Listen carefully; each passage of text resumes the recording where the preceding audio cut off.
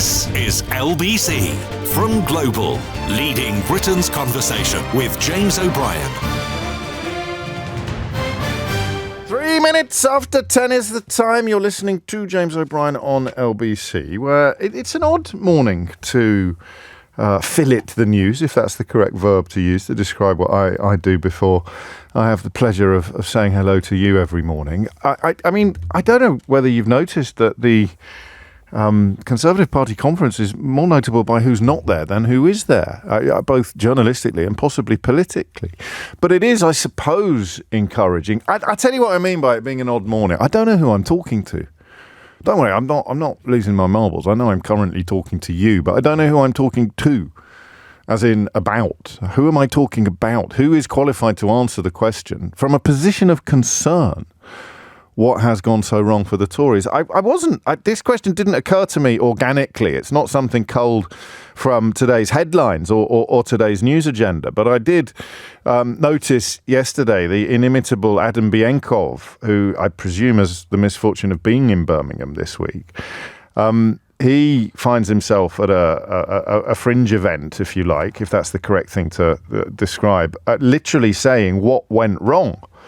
And then the list of people on the panel, which appeared beneath the question, what went wrong, looked to me to be very reasonable answers to the question of what went wrong. Obviously, it wasn't intended to look like that. And then this morning, as I flicked my way through socials, as is my wont, I found YouGov, forgive me, not Conservative Home, as I incorrectly mentioned in the little talk-up before the news. YouGov has polled Conservatives, Tory members specifically, on what they think went wrong, or more pertinently, the main reason why they lost the 2024 general election.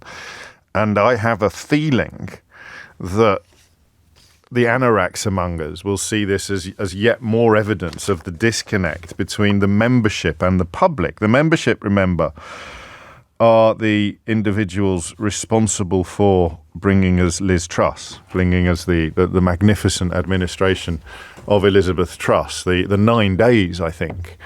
Lady Jane Grey, de nos jours, the 9 days, I think, that are left, the Economist calculated when they were concluding that it was roughly the shelf life of a lettuce. Was it 9 days or 10 days? If you removed the period of mourning, of state mourning, national mourning for the late Queen, she managed to do untold amounts of damage in such an extraordinarily short amount of time. And it was the members who preferred her to Rishi Sunak.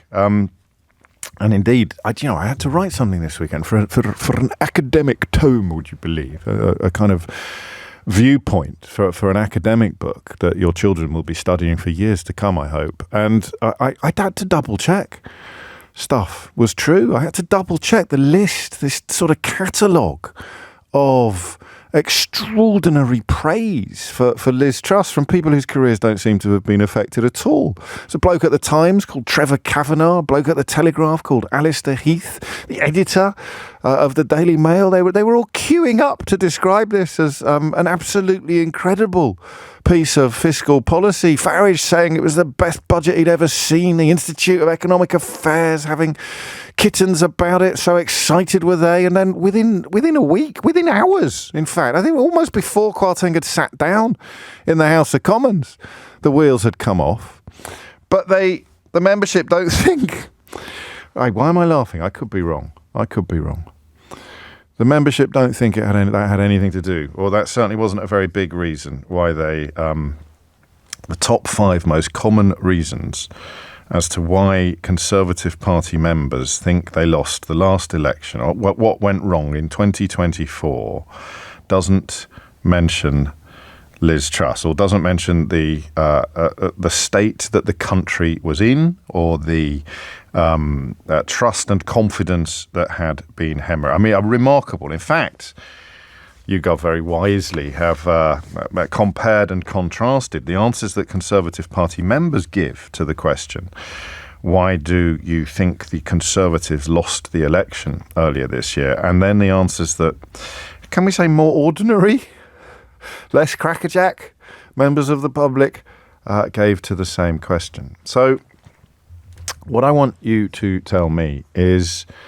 why you think. Now, the reason why I said a few moments ago that I wasn't sure what the audience is, that as in the target audience, the people who are best qualified to answer this question, I'm not sure who they are, because as this relatively thin gruel of candidates line up in Birmingham, you kind of wonder what happened to the callers we used to get very successfully. Do you remember we used to do phone-ins? I don't know why I'm talking as if it was 100 years ago. We were doing it right up until the general election. We used to do phone-ins from disillusioned traditional Tories, even from people who were still members, because they would much rather stay loyal to a project that is currently going through a period of turmoil than jump ship and join another project. So whether you retain your membership or whether you still give them your vote while waiting for things to get better, I don't know.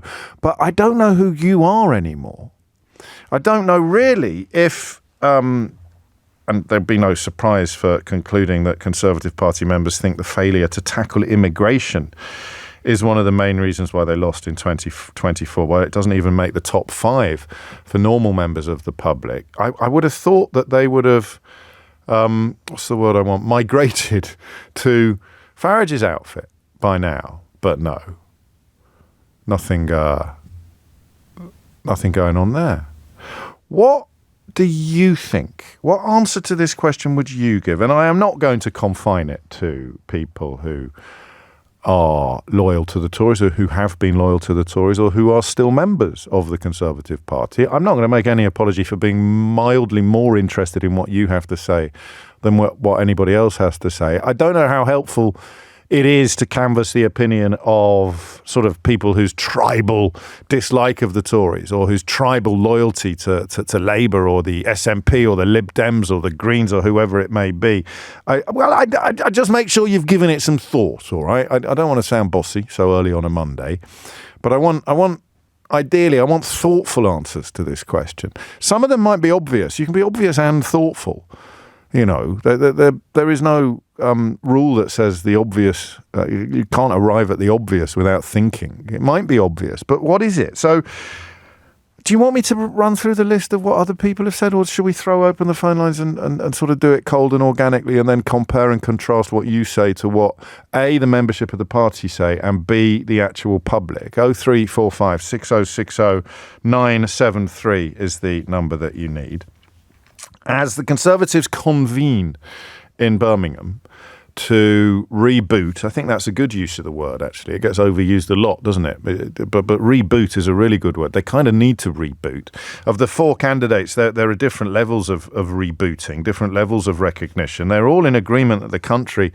This is the bit, that's why I mentioned a moment ago, I was writing something at the weekend. The bit that was mad, actually, and the bit I had to double check on, was how unanimous they are about the state of the country. I mean, all of them speaking as if the challenge ahead is immense. The mess of the United Kingdom is immeasurable. And they managed to do this. And this is why I wonder what the sort of future of this party is in the short term and the long term. How you can talk about the scale of catastrophe visited upon these islands and burnish your credentials to help fix it without acknowledging that much of the catastrophe is a consequence of being in charge for 14 years. I can't remember. Can you? Enough of the past to make meaningful comparisons. What's it like? What was it like when Cameron got in after 13 years of Labour? Was that right? 13 years, 97 to 2010. Yeah. So, and then we've had 14 years of Tories. What's it like? Do we all need time to recalibrate and reconsider what opposition actually means? The idea that you can be in charge for 14 years and then mount a leadership campaign based on how awful everything is and how you're the person to fix it seems to me to be evidence of something quite new, evidence of something quite novel. I don't know if it's... I mean, listen, it's not even sort of criticising the record. It's acknowledging the record and saying all of these people were in the wheelhouse. They all had positions of varying degrees of seniority. Some of them held some of the great offices of state. All of them have had ministerial experience. I don't know if has Tugendhat had cabinet experience. I can't remember, but I think he did. Did he? He snuck in at some. I don't know. Certainly ministerial experience. So their fingerprints are all over the catastrophe that they are now claiming is some sort of. They have a remedy for that. They have the prescription to fix things. So 0345 6060 973 is the number you need. What do you think went wrong for the Tories in the, not just the election, but in the run-up to the election? I love the phrase that John Sopel has coined. I think he coined it. If he nicked it, then it's up to him to come clean. He called it a loveless landslide for Labour. And that's absolutely right. It's very wide but very shallow. It has excited desperation in the usual quarters, but and proof of desperation comes from this very simple question. How do you think the stories about his colleague Wahid Ali giving him suits and spectacles, how would that be reported if he'd actually broken any rules? Oh, you hadn't thought of that before, had you? And what would they do? People jumping up and down about it at the moment and throwing their rattles out of the prams. If he'd actually broken some rules, what would the coverage look like? Could it be any more hysterical, do you think? Little unwitting tribute there to the late Matthew Perry. Could it be any more hysterical? I don't know that it could. So they're still desperate, despite the shallowness of the victory, the lovelessness of the landslide. And that speaks to an electoral narrative that is as much about what people voted against, as much about why people didn't want the Tories as it was about why people wanted Labour. There's a crossover there. It's an interesting Venn diagram. I want Labour because I don't want the Tories is a valid answer, but it's not great news for Labour. I want Labour because I love policy X, or I love politician Y, or I love vision A and idea B. I want them to win because I really hate the other lot. Makes the question of what went wrong for the other lot even more interesting. Derek says the levels of cognitive dissonance coming out of the Tory party are unparalleled. The thing that went wrong with them was their failure to admit that they had ever made a mistake, rather than double down and fall further from the centre to the right. But that's carrying on. So some conclusions arrived at must involve the notion that they didn't go far enough. But who's going to argue that?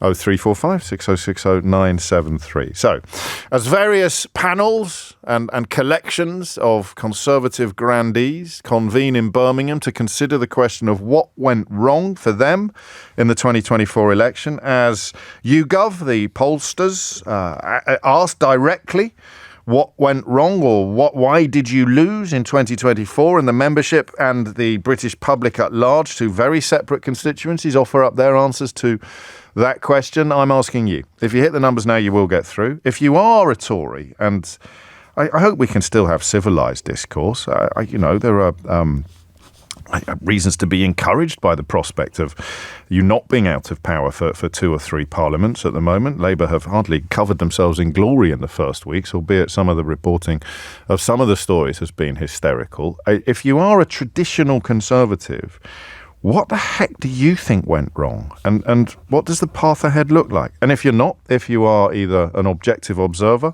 or perhaps traditionally a little loyal to another party, you can still see the rules, can't you? You can still see the tides. You can still see the movements. What went wrong? Why do you think the Conservatives lost the 2024 general election? And I will, in the first instance at least, take anything you've got. It's 1017 0345 6060 973. James O'Brien on LBC. It is 19 minutes after 10. You're listening to James O'Brien on LBC. I like this from Rob. I didn't vote Tory for the first time in my life because the whole cabinet became a mouthpiece for rhetoric, riddles, and never a plain-spoken truth. In opposition, they sounded honest and plain speaking, and now just listen to them. I mean, Meet the News guys, same as the old guys, is a popular position at the moment. It's one I find ridiculous, to be honest with you, but I suppose it depends what lenses you're observing the political landscape through. You're trying to work out what went wrong and therefore what the path ahead should look like, I think is almost impossible. It's why I haven't treated you this morning to any of my own pungent opinions. I think I know what went wrong, but not one single thing. And as for what happens next, God only knows. Or perhaps Joshua in Nottingham does. Joshua, what would you like to say? Well, I personally think it's obvious that the only reason why Labour really got in, the Conservatives lost, was because of the Reform Party. And I think the problem is that, people like you think that there's still sides. You think that people still, maybe some people do, but people don't necessarily care about Labour and Conservatives and Reform. They just want, somebody to come up and do what the public want. They don't want... Do you want to take a moment? The idea that you vote for the people who are going to do what you want, with respect, I don't know that you can come on and tell me that I don't understand that, as if it's some sort of coruscating insight into the nature of democratic mandates. Because you say, why did the Conservatives lose? And it was because the Conservatives were doing absolute shambles. And I voted Conservatives all my life. Right. So at what point did they lose you? Oh, well, like you're the one that's come on today and then talk about Liz Truss and talk about what they did in COVID and all the rest of it. But we're talking about you now. So you voted Conservative all your life. At some point in the last 5 years, you felt that was absolutely not something you'd ever be able to do again. Let's try and work out when that point was. Well, the last year, it was a combination of points. It was probably, COVID, and then. What about COVID? Was it? The fact that he was saying one thing and doing the opposite. You mean the parties? The scandals, everything. The day-to-day news that the common man was being fed. So we're back to Johnson then. So Johnson for you was the deal breaker, even though you voted for him in 2019. Yeah, because I thought he was going to. I voted Brexit as well, and I thought we was going to get change, and we didn't. We didn't get any change, and it was. So what did you do? What did you do in 2019? Did you sort of double down? When people are persuaded to hand over their life savings to a scammer on the internet, and then what I never knew, Joshua, was that if the scammer goes back and says, "Oh, just give me the deeds to your house, and we'll finally free up that money," what did you think? I mean, what did you think Johnson was going to do in 2019? I believed him. I believed all the rubbish basically that he fed us. But I thought, if this is the chance to sort of get what I want, then maybe I'll vote and give him a chance. And it was, they proved us wrong. But then the thing is, it was the fact that I don't hate Labour, and if I thought Labour was going to do all this good, then I would have voted for Labour. But I knew what was going to happen, and he's come in and proved the point that they're not who they say they are. And how does it make you feel that the only reason why Labour really are in power is because of the Reform Party? Who took all them votes? Oh Lord! So you're still waiting for Brexit to go right? I believe if there's any man that could do it, it would be Farage. Yeah. Okay. What would he do first? Do you think? Well, he'd try his best, wouldn't he? What would he actually? We all try our best. You're trying your best now. What would he do first? What would a different policy look like? I remember that Nigel Farage described Liz Truss's budget as the best he'd ever seen, and Boris Johnson successfully concluding Brexit in celebratory terms. So working from those 2 points, Liz Truss was a genius, Boris Johnson's Brexit was brilliant. What is it about him that fills you with hope for the future, and what do you think he'd do first to fulfil that hope, Joshua? Well, he'd do his best to stop immigration. Right. But, the problem is with that statement alone, it's kind of putting me in a box, isn't it? That statement of me saying... Well, I'm more interested in the fact... which isn't where I want to be. No, that's we're all in a box, I suppose, whether we want to be or not. But you talked about Liz Truss and Boris Johnson as being reasons why you lost faith in the Tory party, and Nigel Farage was a cheerleader for both of them. He's not anymore, is he? Well, he changes according to the wind, doesn't he? Because he knows... Don't all politicians do that? Well, no, they don't, you see. Liz Truss, far be it from me to defend her, still insists that her budget was brilliant. So what would... So you just want... So you're here... And changing the wind. The problem is... Yes. That's why if I was going to describe Labour as a party... Yeah. And think, just say someone came to me and said, it's about politics. And I said, well, I describe perish the thought, Joshua.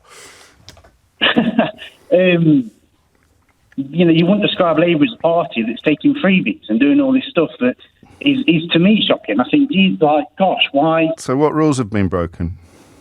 It's not the rules that have been broken; it's the moral and all the stuff. That the reason why I didn't like. But how do you know? How do you know about? How do you? I mean, I don't know how helpful this is, to be honest, because I mean, we've established that the fella that you currently support is the fella that thinks the people who are the reason why you don't support the people you used to support are all brilliant. But why do you think? How do we know about the gifts that Keir Starmer has received? Well, because you talk about them on the news. No, but how do I know about? Stupid, how do I know about them?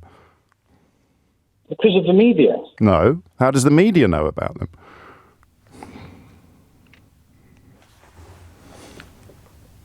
And why are Labour putting legislation if they haven't done it? You can't answer a question with a question. How does the media know about the gifts that Keir Starmer has received? Through their intel, their internal intel. No. I don't understand the question you're asking me. Okay, let me ask it. Let me ask it again. How does anybody know about the gift that Keir Starmer has received from his parliamentary colleague Wahid Ali? Because they have to be public about it. So he's declared them all. He's declared it all. I understand that. So we got there in the end. Sorry, yeah. So the thing that is wrong and sleazy and immoral is the thing that he told us about, completely openly. Yeah, but people could be completely open about a crime they did. Yeah, but he hasn't. Yes, and that would make them, Joshua, criminals.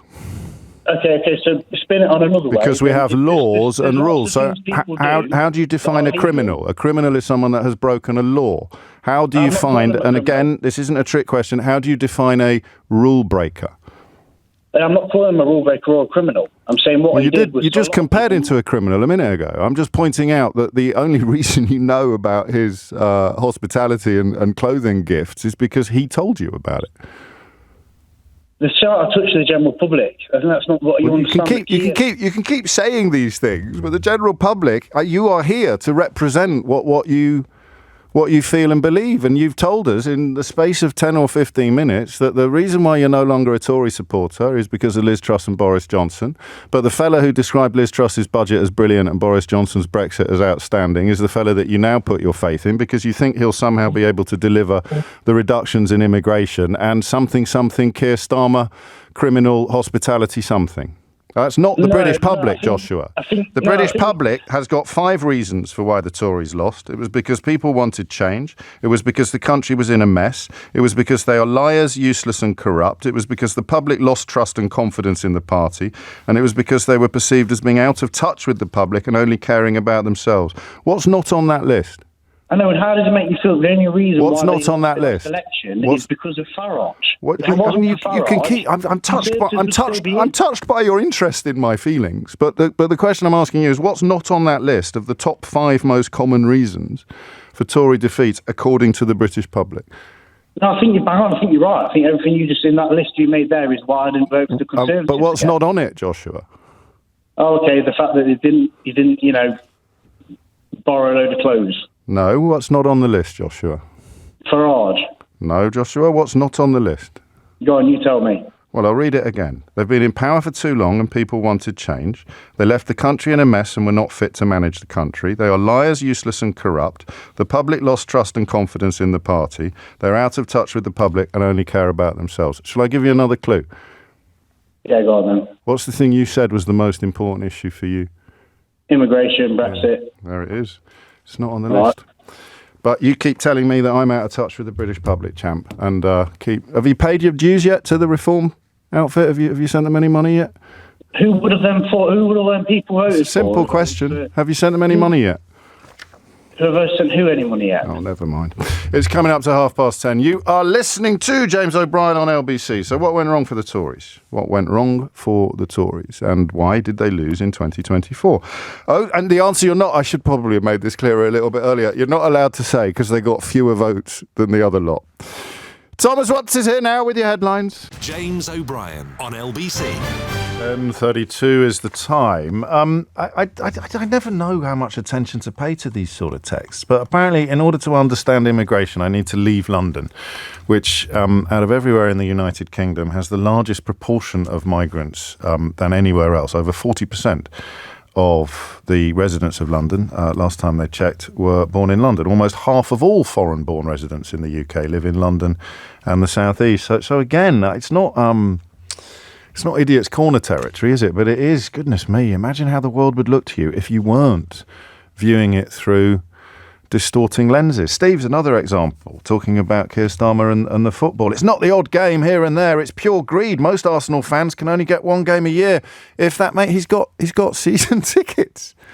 It's just so odd to watch people getting their knickers in such an almighty twist about rules that haven't been broken, and someone who pays to go to the football but has been advised to, and indeed invited to sit in a different area from the one that he's paid to sit in. But fury and rage. In fact, I think we can add something to the list of why the Tories lost in 2024. It's because some people managed to take off the distorting lenses and spectacles and see things a little bit more clearly. What it didn't do was reveal a Labour Party that looked fantastic and lovable, but it, I think, revealed a Tory party that revealed itself to be unelectable. But what would you put on the list? Why do Tory members and the wider public think the Conservatives lost the 2024 general election? And to borrow a question that was posed by a panel in Birmingham last night, what went wrong? Henry is in Oxford. Henry, what would you like to say? Morning, James. I think what went wrong, Brexit, obviously, as many people have said, Boris Johnson for sure, and I voted for him, and just having idiotic cabinet ministers who went on the radio and talked absolute rubbish. You hear them now, and they're making sense. They're talking about policies, and they sound brilliant. Who? I hear Starmer on the radio. He sounds pretty good. I thought you were talking about the Tory candidates. No. I'm talking about, in the old days when the Tories were in, you had Braverman, you had Dominic Raab, who just talked rubbish. Yes. And now... Did you realise that at the time? Yes. Absolutely. That's not the reason, because they were talking rubbish before 2019, and in 2019 they secured a massive... Why are you laughing? It's not an opinion, it's just counting. They were talking rubbish before 2019. People like Braverman and Raab arguably were even more in the ascendancy, weren't they, than they were after 2019, and so it can't just be that. Well, I just think it was Boris and the way he behaved, and COVID and everything that happened. But can I just say one thing about Keir Starmer? I think it's really unfair. The man's obviously put on a bit of weight recently, and he needs some new suits. And why shouldn't he have some new suits? He's been dreaming about sausages. Yes.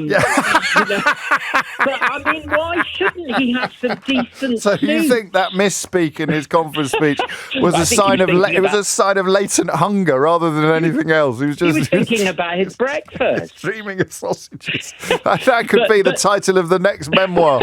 Dreaming of Sausages, the Downing Street Years by Keir Starmer. But what I don't understand about this country is Trump has a cavalcade of cars. He lives in the White House. Macron lives in the Elysee Palace. Why can't they can't have anything, these poor people, and he wasn't even in power there. I think this is a bit, to coin a phrase that the youngsters like to use, too soon, Henry. Too soon. Okay, you always say that. Well, you're obviously quite your premature procrastinations are a joy to us all. But I don't think now is because I tell you what, a phone in I do want to have is about who the hell would want to go into politics now. Absolutely. Braverman and Raab, because they can't do anything else. The types that are attracted. It is extraordinary. And I disagree with you up to a point about Starmer. I think somebody somewhere should have said, listen, we can't.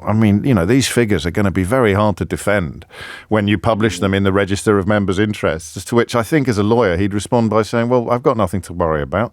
I'm being completely transparent. The only bit that I think veered into a grey area was the advice they received that they didn't have to declare $5,000 worth of frocks for his wife. But all the rest of it, I think, as a lawyer, and this is where he looks a little bit naive, he thought, well, it's all clear and transparent. It's not like I'm, lying about who's paid for my decoration or claiming that I've lost my phone with the WhatsApp messages on it in which the bloke who paid for my decoration told me he was going to pay for my decoration, and then I subsequently pretended I couldn't remember, and my own ethics advisor eventually resigned in protest at a collection of circos. So I think he naively thought that journalism would be a little bit different from what it is. And that means if you're going to take the criticism further, he should have had people in his team who would say to him, mate, there's no way I'm going on the telly to defend you taking $30,000 worth of free suits. I don't care how above board it is. I hate the word optics, But that's why they've now had to change the rules, because the world they live in is a world that most people view through these distorting lenses that we describe every day. No, I agree.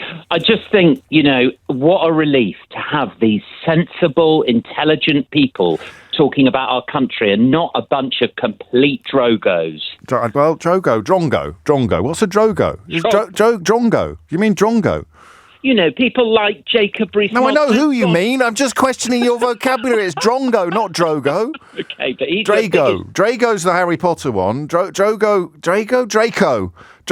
Rocky. Drago's Rocky. Dolph Lundgren was Drago. Drogo? Who's a Drogo? I've never heard Drongo. I think my dad used to call me a drongo when I was being particularly obtuse. I think that's a word. Thank you, Henry. 0345 606 0973 is the number you need if you want to have a crack at what went wrong, or why, because I thought that early call from Joshua was fascinating in many ways. The Conservative Party members have immigration at second place. The British public at large doesn't have it on the list at all. That's the 2024 election. If the right-wing media gets its flames burning again, then immigration rises up accordingly, and there's always an opportunist happy to ride that tiger. But the Conservative Party members cite too much internal fighting and disunity in the party and a failure to tackle immigration, which, just off the top of my head, that the perception of immigration not being tackled was a direct consequence of them shutting down safe routes into this country and pushing people onto the small boats in the hope of turning it into an electoral issue. So that worked out well. And internal fighting and disunity in the party, I don't really see that disappearing over the horizon, do you? Evie's in Preston. Evie, what would you like to say? It's Eddie. It's Eddie, James. Eddie? Yeah. Where have you put Evie on the screen? I've got Evie on the screen. Never mind. You can't get the stuff, James. You're not wrong, Eddie. Carry on, mate. Yeah. Anyway, first time on the show, James. Love the show. Welcome. I think it all started to go wrong for the Conservatives in the run-up to the Brexit referendum. Right. And I say that because there we had Boris Johnson telling lies about how much we paid into the EU and the other things that went on. Yes. Where he was telling blatant lies that he knew were blatant lies. Not just exaggeration, but verifiable facts that he was telling the British public on something that is regarded as probably the biggest peacetime decision that we've made in this country since the war. Yeah, but I don't know that, because he won in 2019. So yes, well, I think this is where I think it dates back to before Brexit, because once he won the referendum, the Conservatives, knowing that he's a man who'd been sacked twice for lying and lied over the referendum, they must have said to themselves, he's a liar, this Boris Johnson, but, he might just win us the election. And this is a man who, with his pals who we put into high places, they were going on to programs like Question Time, and when they were asked a searching question about the possible consequences of Brexit if we left the EU, all they would ever say is, this is scaremongering and this is Project Fear. Yes. They would not answer reasonable questions. They wouldn't stand up to scrutiny. And the Conservatives, instead of kicking them out of the party and saying, whether we believe in Brexit or not, you will not tell lies in our name, and kicking him out of the party, what did they do? They made him leader, and then he led them to a landslide victory in 2019. So I need to step back slightly from your analysis, because what it creates is a fascinating dichotomy of voters. And the big mystery then becomes who voted for them in 2024, as opposed to why did they lose? Because none of the stuff you've described provokes a tidal wave of love and admiration for the Labour Party, does it? It just describes a hemorrhaging of support for the Tory Party. But it's a hemorrhaging of support by people who have either realised that they were lied to, or if they still believe the lies, then, like our first caller, they're going to conclude that creepy Uncle Nigel can somehow deliver the Brexit that they all dream of. So who's left in the Tory party? If you remove the people who are about to send another cheque to the person promising to liberate $127 billion worth of their late uncle's money from a Saudi Arabian bank account. They've all gone right, if you like. And then you've got the people who possibly might have changed their vote to Labour, are the people who realise they've been lied to, or who were disgusted by either Truss's economic incompetence or Boris Johnson's moral depravity. Who's left in the Tory camp under this reading? Well, it's the ones who they will, the more or less born and bred conservative. There are a certain number of people out there in the country, quite a huge wedge of people, who will either always vote Labour or they will always vote Conservative. Well, it's a shrinking wedge. Well, it is. But it is what we're describing here. It is the people who just cannot conceive of voting in any other way, and those are the votes they are fighting for. The members are completely at odds with the public on what went wrong in 2024, and the public quite like James Cleverly for the job, or at least think he'd do the best job. The members, they like the look of honest Bob Jenrick. So that existential crisis is getting bigger, not smaller, as this conference unfolds.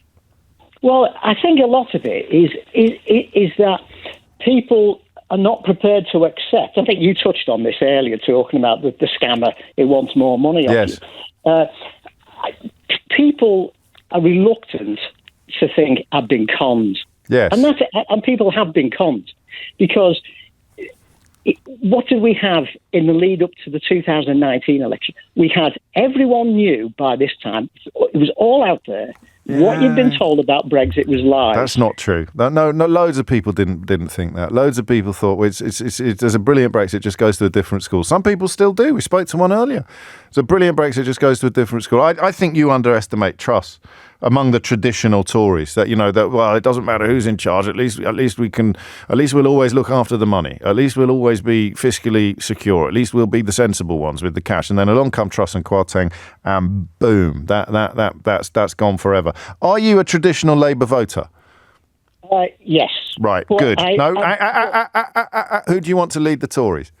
For reasons of loyalty to Labour, as opposed to a patriotic commitment to the health and importance of democratic opposition. Who do you think is the biggest gift for Labour out of the four front runners? Gift? Yeah. I really, James, I really don't know. Really? Because, I do. I think Kemi would probably take it further to the right and be better. But I don't know Jenrick is a weather vane, but the best joke I've seen in a long time was that if Kemi Badenoch gets elected as Tory leader, every Labour MP is going to have to register it as a gift. Well, yeah, I can see that.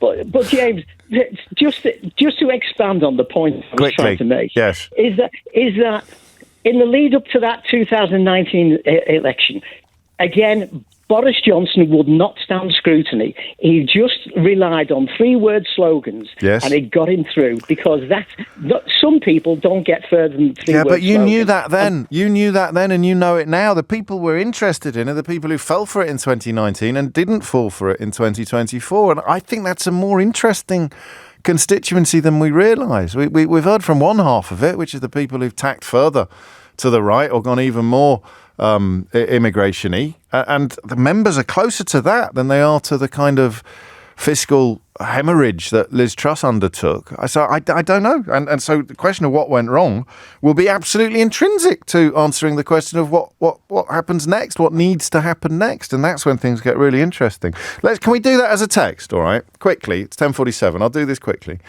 You are somebody who feels a sense of relief that despite some teething troubles, and the winter fuel payments are much more than teething troubles. That's a strong policy decision that is going to be very, by strong I just mean hefty, weighty. It's not a value judgment, it's a description of size.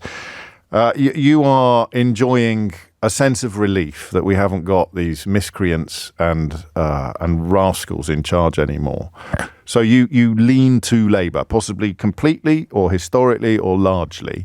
Just send me a message now about who, in terms of the best interests of the Labour government, who would be the best Tory leader.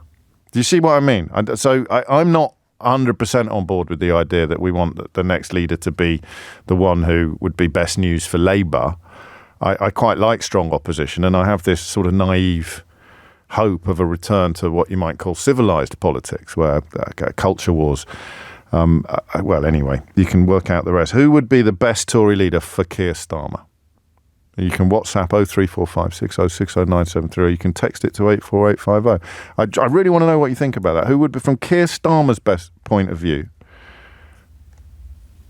who would be the best leader for the Tory party? It's 10:48. James O'Brien on LBC. It is 10:51. It is, when you hear it spelt out, quite obvious, but thank you for confirming my own suspicions. Starmer naively believed, writes McNoodles, I beg your pardon, that just being honest would satisfy the press. Of course it wouldn't. Well, what are they going to do? You think people are ready to say sorry for inflicting Liz Truss upon the waiting nation, or Boris Johnson, or Brexit, or Dominic Raab, or Suella Braverman, or the appalling abuses of our democratic traditions? You think they're ready to say sorry? All those cheerleaders and tummy ticklers and client journalists? Of course they're not. They're desperate to pretend that a politician who, as for the record, if I was advising him, I would have advised him not to take anything like as much hospitality as he has from his parliamentary colleague. There's another example of language. If you say from donor, from wealthy donor, does that sound the same as parliamentary colleague? And how do you know about this? Because he declared it. So that naivety there, it is a fault. But the notion that it is a fault akin to corruption, or a fault akin to anything undertaken by Boris Johnson in his pomp, is frankly absurd. How many pages, if you really want to know what's gone wrong for the Tories, how many pages of the Daily Mail do you think have been dedicated to Boris Johnson over the last 3 days? Okay, so you might think that we talk about him too much on this programme, but I mean, all I ever do for you is provide you with my honest opinions. And I stick to them. I'm not like Groucho Marx, honest Bob Jenrick, of course, channeling Groucho Marx this week. And I got opinions, and if you don't like them, that's me chomping on a cigar, in case you were wondering. Well, I got others. So I'm in the business of sharing my honest opinions with you at 10 o'clock every morning. Sometimes I may even get things wrong, but the opinions aren't going to change according to the weather or according to the direction of traffic. And Boris Johnson remains, for me, both fascinating and important as an illustration of just how close to Trumpian levels of national catastrophe we can sail. But how many pages of the Daily Mail over the last 3 days do you think have been dedicated to Boris Johnson? A man who defies almost every notion of British values, a man who lied to Parliament, a man who ran away in a cowardly fashion rather than face the consequences of his own lies and his own dishonesty, a man who, well, you don't even need me to list it. He's written a book that is just lie after lie after lie after. Apparently we nearly invaded Norway. Did you know that, Keith? Did you know we nearly invaded Norway? Eleanor, did you know that? We nearly invaded Norway. Was it Norway or Sweden? I think it was Norway, or possibly Sweden. We nearly invaded them anyway, because we were going to go and take loads of vaccine doses. Oh, yes, no, absolutely right. Yep, check for Boris Johnson, please. Serialisation in the Daily Mail. We nearly invaded Norway or Sweden during the height of the COVID crisis because they had some vaccines that we thought, who? But anyway, we nearly invaded we nearly invaded Norway or Sweden. Or one of them, and they're paying for this. Bilge. How many pages? Go on, have a guess. Holland. It was Holland. It wasn't Norway or Sweden. Is anybody paying attention to this except me? It was Holland. Thank you. Now I'm really confused because everyone's texting Kemi Badenoch in answer to the question of who would be the best leader from Labour's point of view. And now everyone's texting Holland to the studio, which makes me think of Francois Hollande, the French bloke. No one is suggesting that he would be a good leader of the Conservative Party from Keir Starmer's point. Holland, it was the Netherlands. It wasn't Norway or Sweden. But you see, the point, it's not true. There was absolutely no prospect whatsoever, and neither was he encouraged to give Prince Harry a pep talk about leaving the United Kingdom. It just lies after lie after lie. If he wrote a book in which he told the truth about the lies that he told in the past, I'd buy it. I really would, but don't hold your breath. And stop texting me Netherlands. Kemi Badenoch won by a country mile. You're not allowed to have people who aren't in the running for the Conservative Party leadership. I should have made that clearer, but Rory Stewart would not be a good appointment from Keir Starmer's point of view. It'd be a nightmare for Keir Starmer, I think, to have someone competent and experienced and not mad on the other side of the House of Commons. 10:56 is the time. Let's get back to the phones. Debbie's in Margate. What went wrong, Debbie? I think it's two quite distinct things, actually, James. It's really exciting being on the programme, by the way. I think you're telling me, and I do it every day. I know, I'm so impressed by it all. Anyway, the first thing is, I think health and being warm and having enough money really matter to people. Yes. Like, those are basics in life. And people suddenly, with COVID, it wasn't Brexit so much as COVID and then the energy crisis or the war, Ukraine war and the energy crisis, suddenly our utter vulnerability to the quality of people who are leading the country became absolutely clear. Like, you depend on them to make the right decisions. Are you analysing other people, or are you describing yourself here, Debbie? Oh, the question was about why did people vote as they voted? Yeah, why did they do so? Why did they do so badly? But just on the journey, if you like, on the sort of slightly chilling realisation that life is nasty, brutish, and short, and that the vagaries of humanity, whether evidenced by the war, the illegal invasion of Ukraine, or the unforeseeable, I think, energy crisis as a consequence of that, unforeseen, forgive me. Did you wake up and think, good Lord, this isn't funny anymore. This is, this pantomime nonsense that Boris Johnson represents is not, this is terrible. Or are you simply speculating, as I do every day, on the journey that other people have taken? I think it's both, really. I think it stopped being funny when COVID happened. That's interesting. And you could suddenly see there was all this corruption going on. And you could see it at the time. It wasn't... things came out right at the start, let alone the things that have come out now. And then I think the heating costs, it's just a really huge thing. Vulnerability to the vicissitudes of life, whereas people feel... I love the way you use the word basics as opposed to luxuries. And when basics began to feel like luxuries, you begin to question everything. And you look at who's in charge and you think, oh, my goodness me, how on earth did that happen? There's another thing, I think, James, which is much more long-term, which is like looking and seeing, you nationalise the water. You denationalise the water and look at it now. And you denationalise the railways. And we can see now, 40 years later, these things don't quite work for us.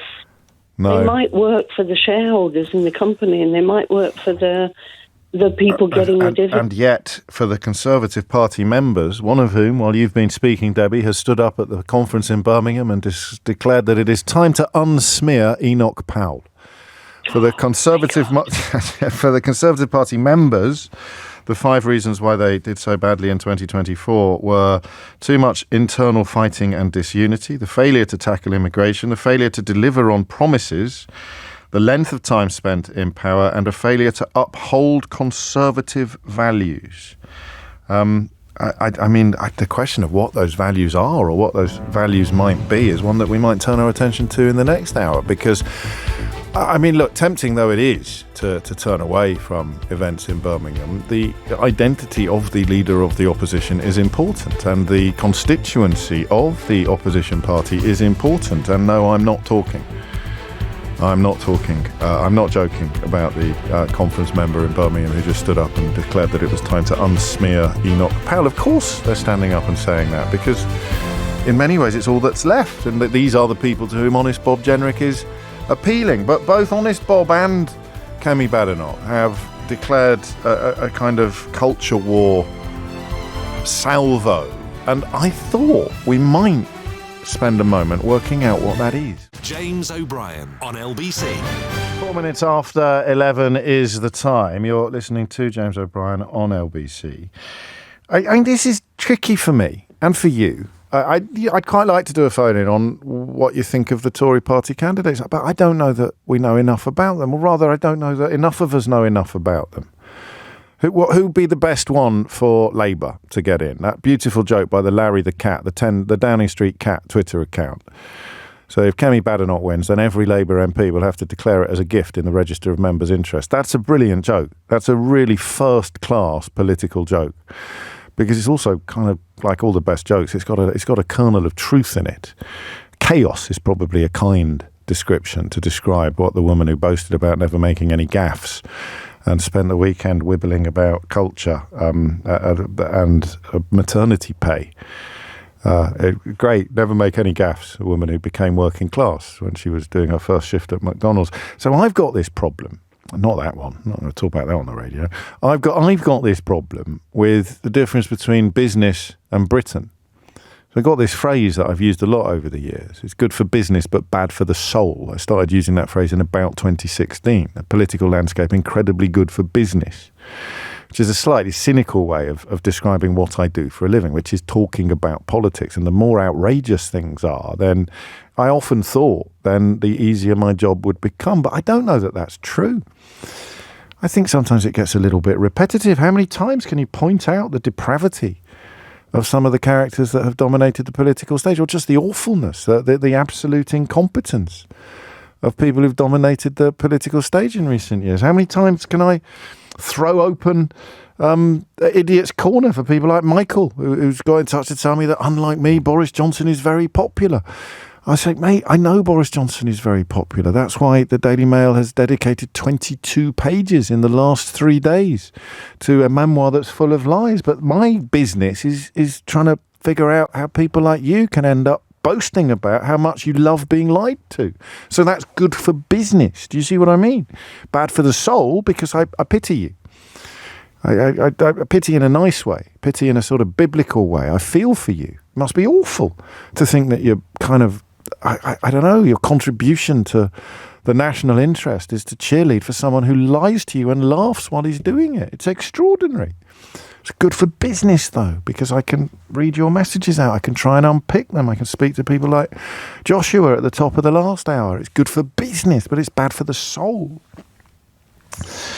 I don't know that it's either, actually, when you look at the Conservative Party and you look at the chaos that someone like Kemi Badenoch brings, or the naked opportunism that someone like honest Bob Jenrick brings, and then the two previous recipients of the Curse of O'Brien, the Curse of O'Brien being the warm words that I occasionally offer up to people whose politics I disagree with because they seem to be decent and honourable people.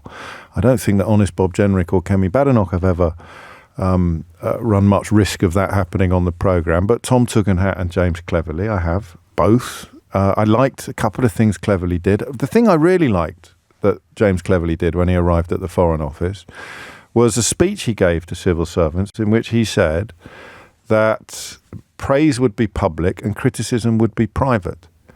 Now, I know that the bar was incredibly low when Suella Braverman was essentially attacking her own civil Home Office, not Foreign Office, was attacking her own civil servants, attacking the police, despite it being her de facto job to look after them. But I liked that. So I think it's important to look for things you like, even little things that you like, in politicians whose politics you don't necessarily agree with. But Jenrick and Badenoch are the front runners. So Tugendhat and Cleverly are lagging behind. I think they're both more popular with the public as potential leaders of the Conservative Party, but not with the members. So what will the MPs do? Who will they send to the final ballot? If you had to choose, asks George, one of the four Tory leadership contenders, whom would you pick to lead the Tories? If I was a Tory, I think I'd pick Tom Tugendhat. If I was a Labour supporter with my scarf tied so tightly around my neck that it's cut off the flow of blood to my head, I think I'd pick Kemi Badenoch. But I don't know that there's a great deal else to say about any of it, which is why I'm going to turn your attention instead to comments from the two front runners. I know, Jonathan, I can't read out your entire message because it contains an Anglo-Saxonism that would get me immediately hauled over the coals by Ofcom, but I am a bit too kind. It's a curse. I look for the good in everybody. I mean everybody, but sometimes in vain. So, Robert Jenrick went first. He described that a nation should put its own citizens first. Talked about a depth of anger among ordinary people that was consistently underestimated in Westminster. Talked about how English identity was under threat from migration. Cami Badenoch has come at it slightly differently. She says not all cultures are equally valid when it comes to deciding who should be allowed into the UK. She talked about the number of recent immigrants to the UK who hate Israel, which was an interesting conflation.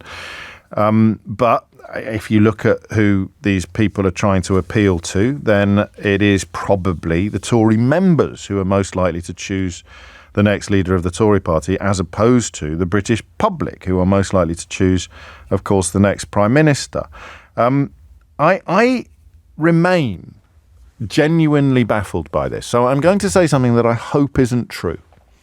Not least because it would be a particularly ugly thing or difficult thing for Kemi Badenoch to have done.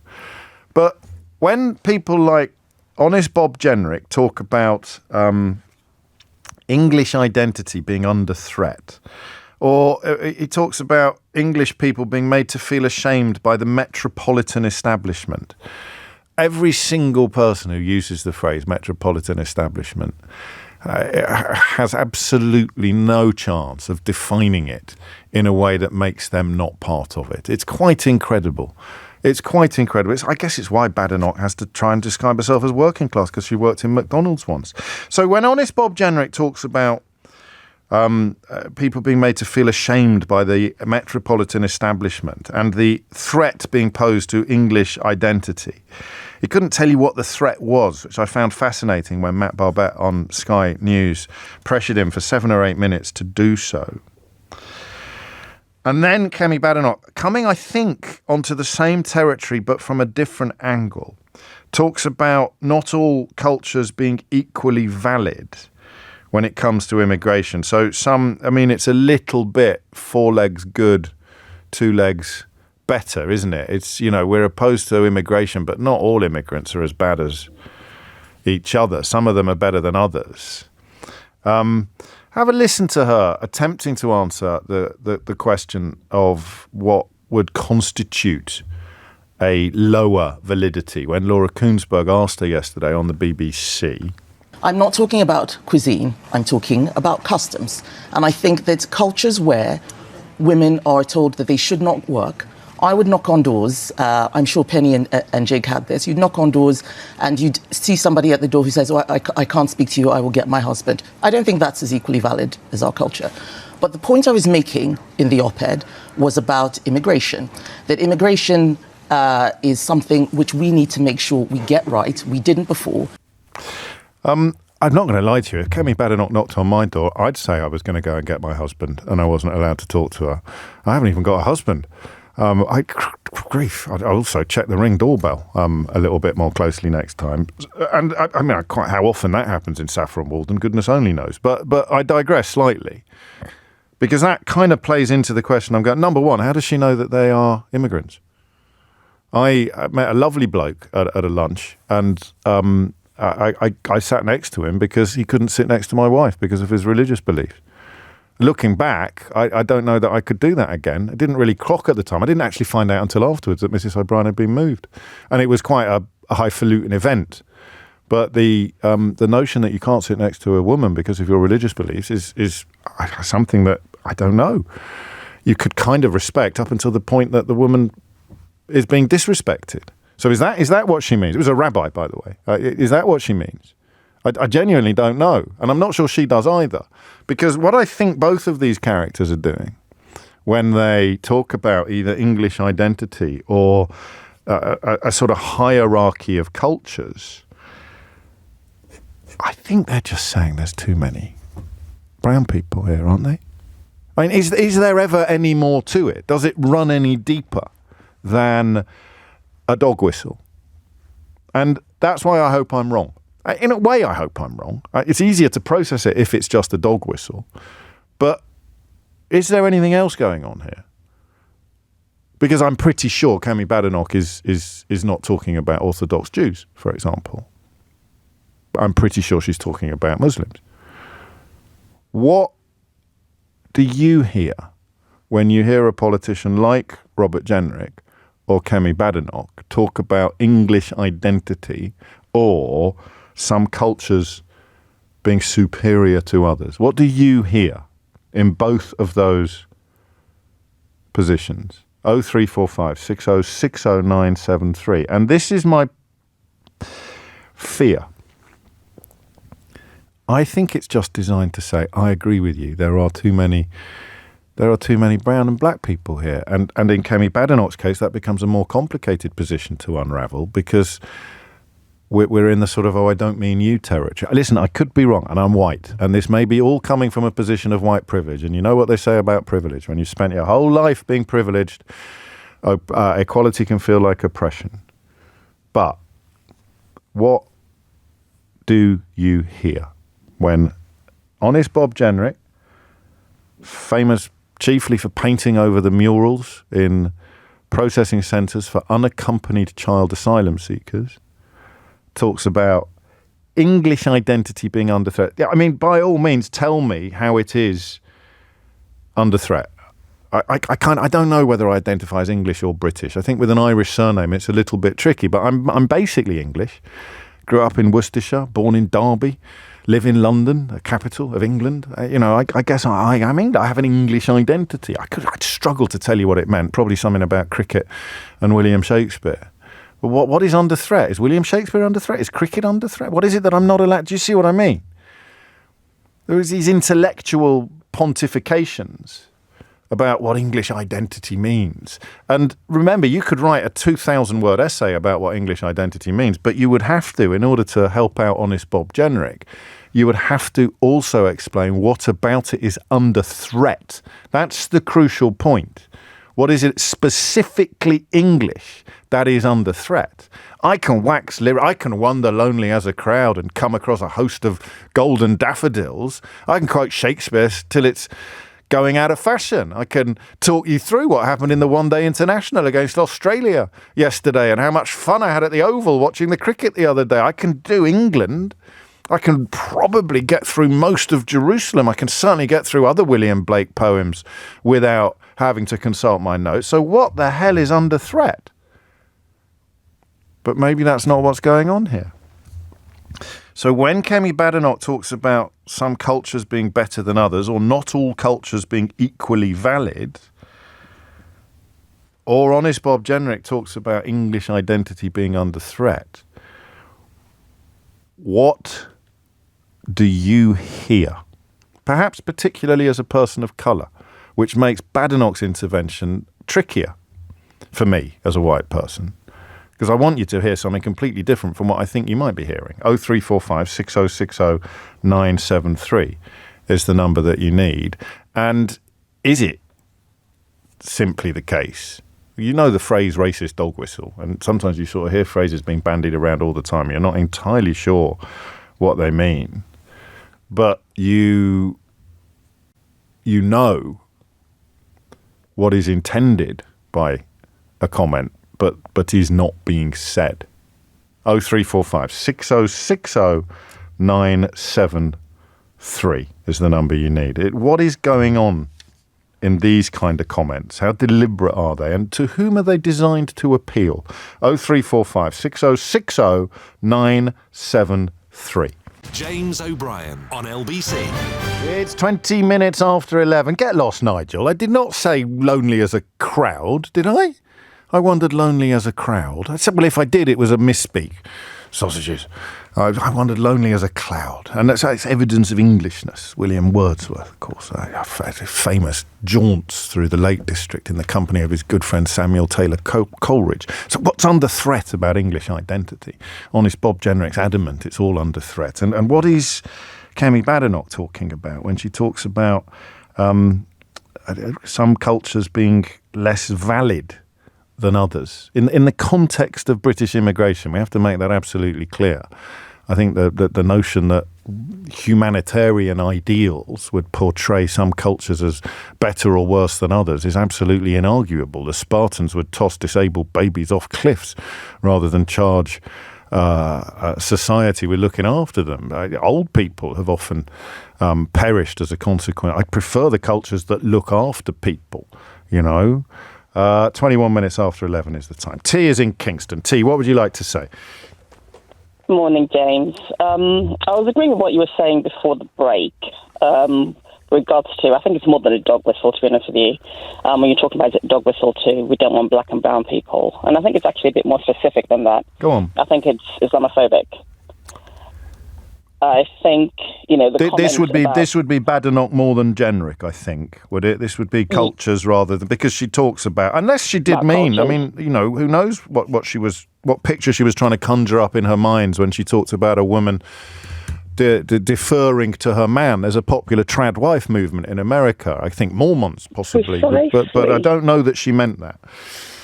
I don't think she meant that. And this is, I think, and that's why I think it's more Islamophobic than anything else, because actually, when you say that, for a lot of people, myself included, that's the first thing that comes to you. That's the image that's painted. I was talking to your researcher and I was saying, if you think about the summer riots. Yes.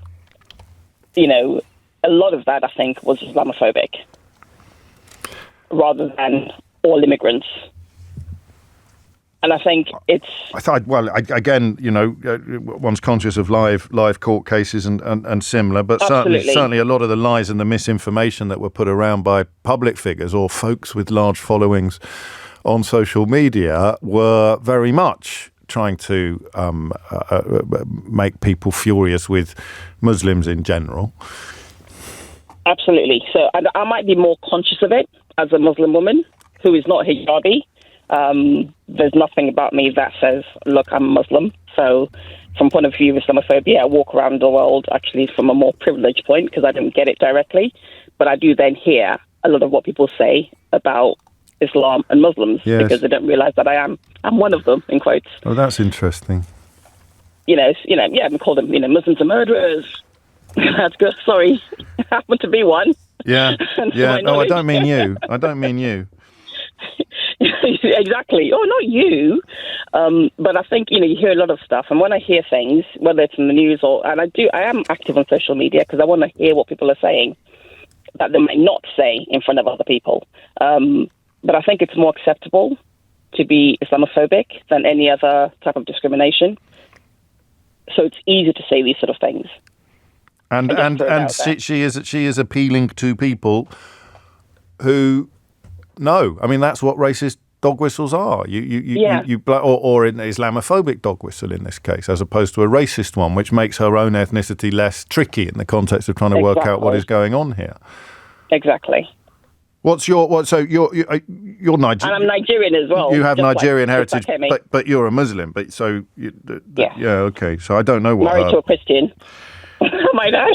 Yes, and if I come and knock on your door, well, to be fair, as I've mentioned before, if Kemi Badenoch knocks on my door, I'm going to tell her I have to go and get my husband as well. But I presume that if she knocked on your door, then then my husband would say, "Let me get my wife." Well, I don't know if that's allowed either. I don't. You see, that might be culturally invalid. If T's going to go and if T's husband is going to insist that the wife comes to the door, is going to defer to T. Is that culturally superior or inferior from whatever the cultural utopia that Kemi Badenoch envisions is? I guess it's a conversation about what she didn't say. And if it is a conversation about what she didn't say, the question of why didn't she say it becomes pertinent. 25 after 11. Abdul is in Milton Keynes. Abdul, what would you like to say? Hey, man, how you doing? I'm all right. What's on your mind?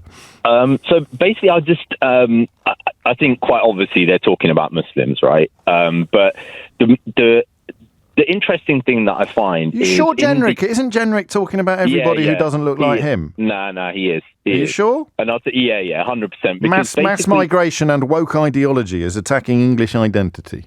Yeah, and because I've actually heard this from other commentators saying that, we wouldn't have so many Muslims in this country if we didn't have a woke ideology to bring in, all these immigrants, basically. Okay.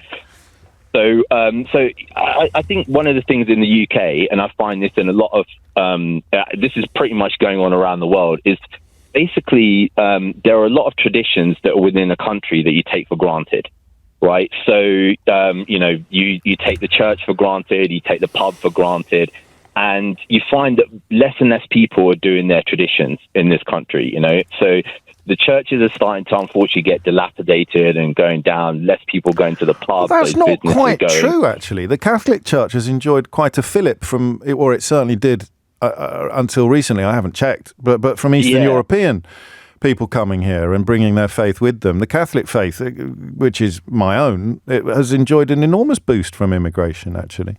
Yeah, I mean, I'm just thinking more about the census and less people kind of identifying.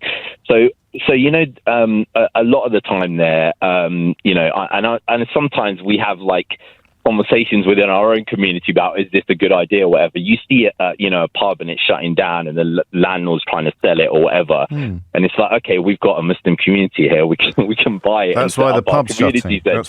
So it's double bubble. So it is, not only will Muslims be partly responsible for the fact that the pubs are shutting, just don't mention the fact that supermarket beer prices and all the rest of it, but also they might then buy the empty pub and turn it into something else.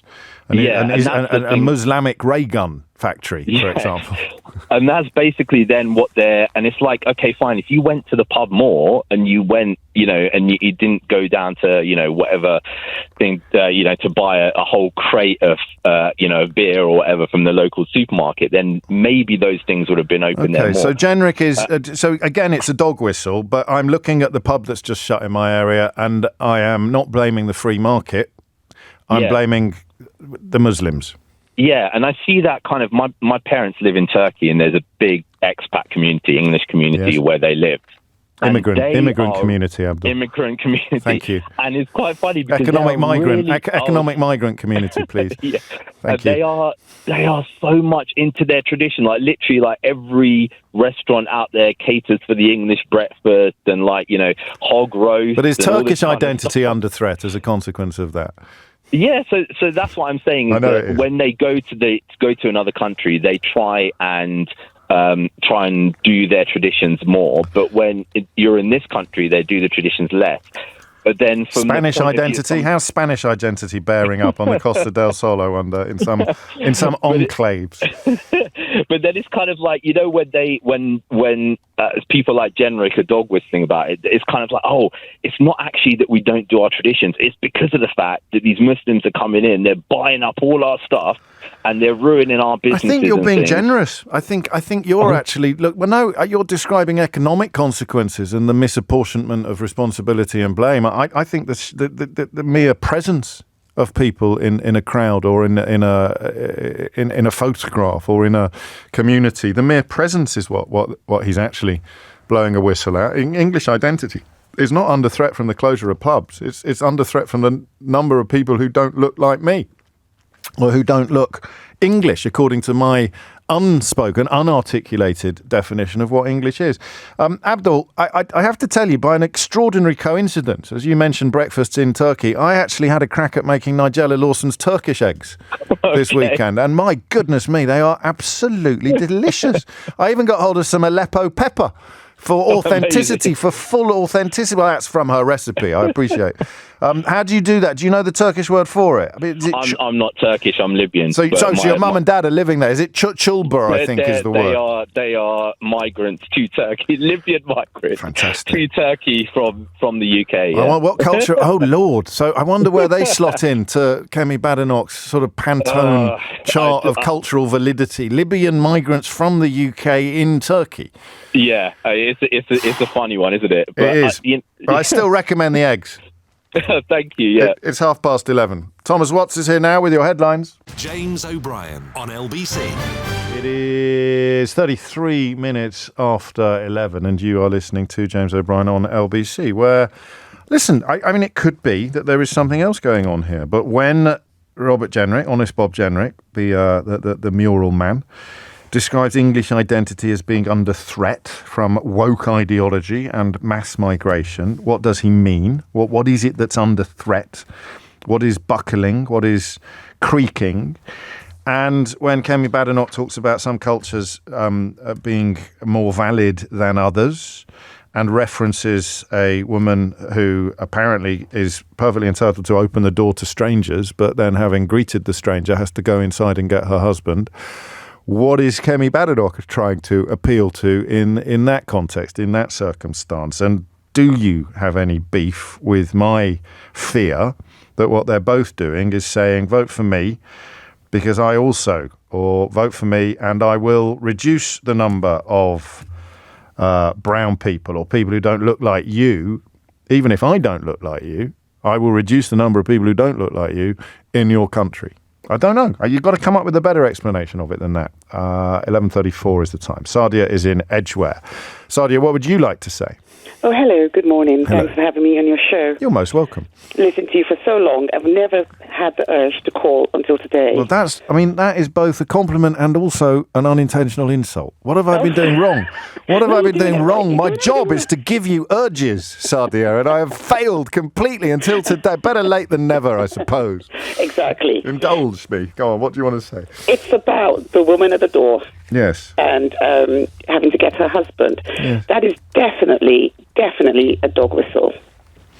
Trying to get people to think about Muslims. But the first thing when I heard that, I thought, so is there no other culture? Or even in all cultures, white, black, It's English, patriarchy. It's whatever. a patriarchy. Yes, exactly. Yes. It's a patriarchy. It's, you could have a husband who is white, black, brown, orange, who the wife needs to go back to. Yes. It doesn't matter about the culture. It doesn't matter We used to about have the religion. we used to have a figure of speech. We'd call it a woman's place is in the home. Yes, exactly. So I thought, are there no white women who have to go back to their husbands ever?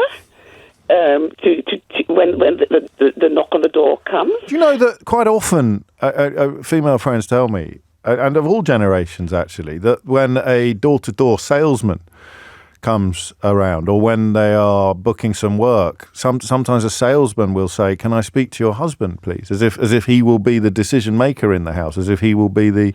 So it cuts both ways. The patriarchy, but I don't think she's talking about double glazing. No, she's not. I was just about to say the double glazing guy comes in. They won't talk to me. They want me to get my husband as well to be part of the conversation. But she's not talking about that. She knows exactly what she's doing. But what I feel is.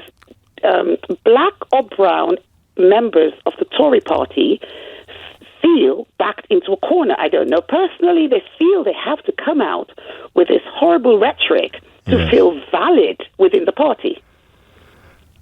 And it's hard to challenge that analysis in the well. I don't know that Cleverly has gone quite as far as Badenoch has gone in pursuit of what we both see as a very specific type of voter. I agree, but they do. They go down that path. We look at the Home Office. I mean, you look whether black, brown. They see once they've been, particularly the ones going for leadership. They seem to back themselves into this corner and think, "Oh, that's all we can talk about." Because maybe if we do not talk about that, the Tory party and the Tory members will see us as them, the immigrants that we don't want. They'll see us as the other side that they're trying to keep out of the country. It's actually, you put it like that, and it's quite poignant in a way. I'm not defending it in any way, but it's quite heartbreaking to think that somebody could get themselves into such a knot, isn't it? About the challenge between ambition, if you like, and identity, self, and the search for validation or approbation. It's actually quite close to heartbreaking if your analysis is correct. I've been watching it over years. I see every time we have a prominent brown or black person in the Tory party, they go down that route. They don't stand up and talk about the economy or the things that really matter to people, to everyone. They think they need to prove that they are as troubled by immigration in general, and perhaps Muslims in particular, as the Conservative Party membership is, as opposed to and elements of the British Parliament. Goodness knows, we're not pretending for a minute that these views aren't held outside the Conservative Party membership, but they seem to be very disproportionately represented within it. Exactly, and it's them saying we're one of you. Because because we do not like, we just don't like the others as much as you don't like the others. I wonder what the answer to this question would be now, because at the time there was room for some dispute. For example, when he described her economic plans as being guaranteed to deliver precisely what they actually delivered, Andrew Neil's Spectator attacked him. But as we look back now from the perspective of a few years later, how on earth did Liz Truss beat Rishi Sunak to the leadership of the Conservative Party when that decision was taken by Conservative Party members? Again, going back, I mean, I think we tend to kill race in the politics in England. We try to feel that we're okay, we're tolerant. I think Liz Truss initially beat Rishi Sunak because Rishi Sunak wasn't white. Yeah. Well, I'm just wondering if that, I mean, what analysis would still hold now, given that he had been Chancellor of the Exchequer. He was pro-Brexit. He had proved himself in the private sector, made a ton of money, all the things that they are supposed to care about. He even went to Tunbridge Wells and told them he was going to take money away from poor communities and give it to them. What more could they have asked for, except that he be white? Well, I don't know. Well, I don't know what the answer is to, because at the moment it seems that the people who are going for the leadership are not even looking to economic policies. They're going back to base, into what they think base is. And what I don't understand is it's becoming more and more apparent that it's not working for them. Well, that's the bit that we were trying to tackle in the first hour, where I didn't manage to persuade you to ring in. You didn't have any urge to. I failed to but that's what I'm trying to work out, and we'll move perhaps into that space as we hear the speeches from the candidates in the coming week about this tension between doubling down. The idea that we weren't nasty enough, we weren't right-wing enough, we weren't anti-immigration enough, and whatever it would be that, for example, Sayeeda Warsi represented when she was chairman of the Conservative Party. But, of course, she's now felt compelled to leave the party as a consequence of the direction in which they've subsequently travelled. Sadia, thank you so much. As I say, better late than never. I hope I tempt you to ring in again sooner rather than later. A lot of love coming in for you. What a great caller. She speaks exactly my thoughts, says Derek. And someone's called you perfect as well, which has never happened to me. 11:41 is the time. Alex is in Edinburgh. Alex, what's going on? Good morning, James. So I have to say I completely agree with what Kemi Badenoch said, completely, about not all cultures perhaps being equal to each other. And I do think that if someone in Britain identifies as a progressive and they do not agree with what she said, they should take a long, hard look at themselves. Yes, but it's what she said that we're talking about. So you can now confine the next bit of your contribution only to words that came out of her mouth. Well, the point that she made is completely valid. And but the example that she used is the only one you can cite. Because if there are better examples... Why can I only cite that? James, why can I only cite that one? Because it's the only one we've got. You could talk, for example, about female genital mutilation, or you could talk about homosexuals being stoned to death. If I was talking about cultural relativism, those were the examples I'd use. But we need to work out why she talked about a woman apparently being allowed to open the door to complete strangers, but then being compelled to go in and get her husband. That's what the phone-in's about. I don't think that's not what the phone-in... It's your show, so you can say that's... Well, also, it's been on now for 40 minutes. Everyone's heard exactly what's on. Were you planning to come on with examples of cultural relativism that she didn't mention when talking about cultural validity? Precisely, exactly along the lines of... So she's trying to appeal to you. Why didn't she mention female genital mutilation yesterday? Which is, of course, illegal in this country, but still prevalent in Nigeria. And it is prevalent over here now. We now have But why didn't she mention it?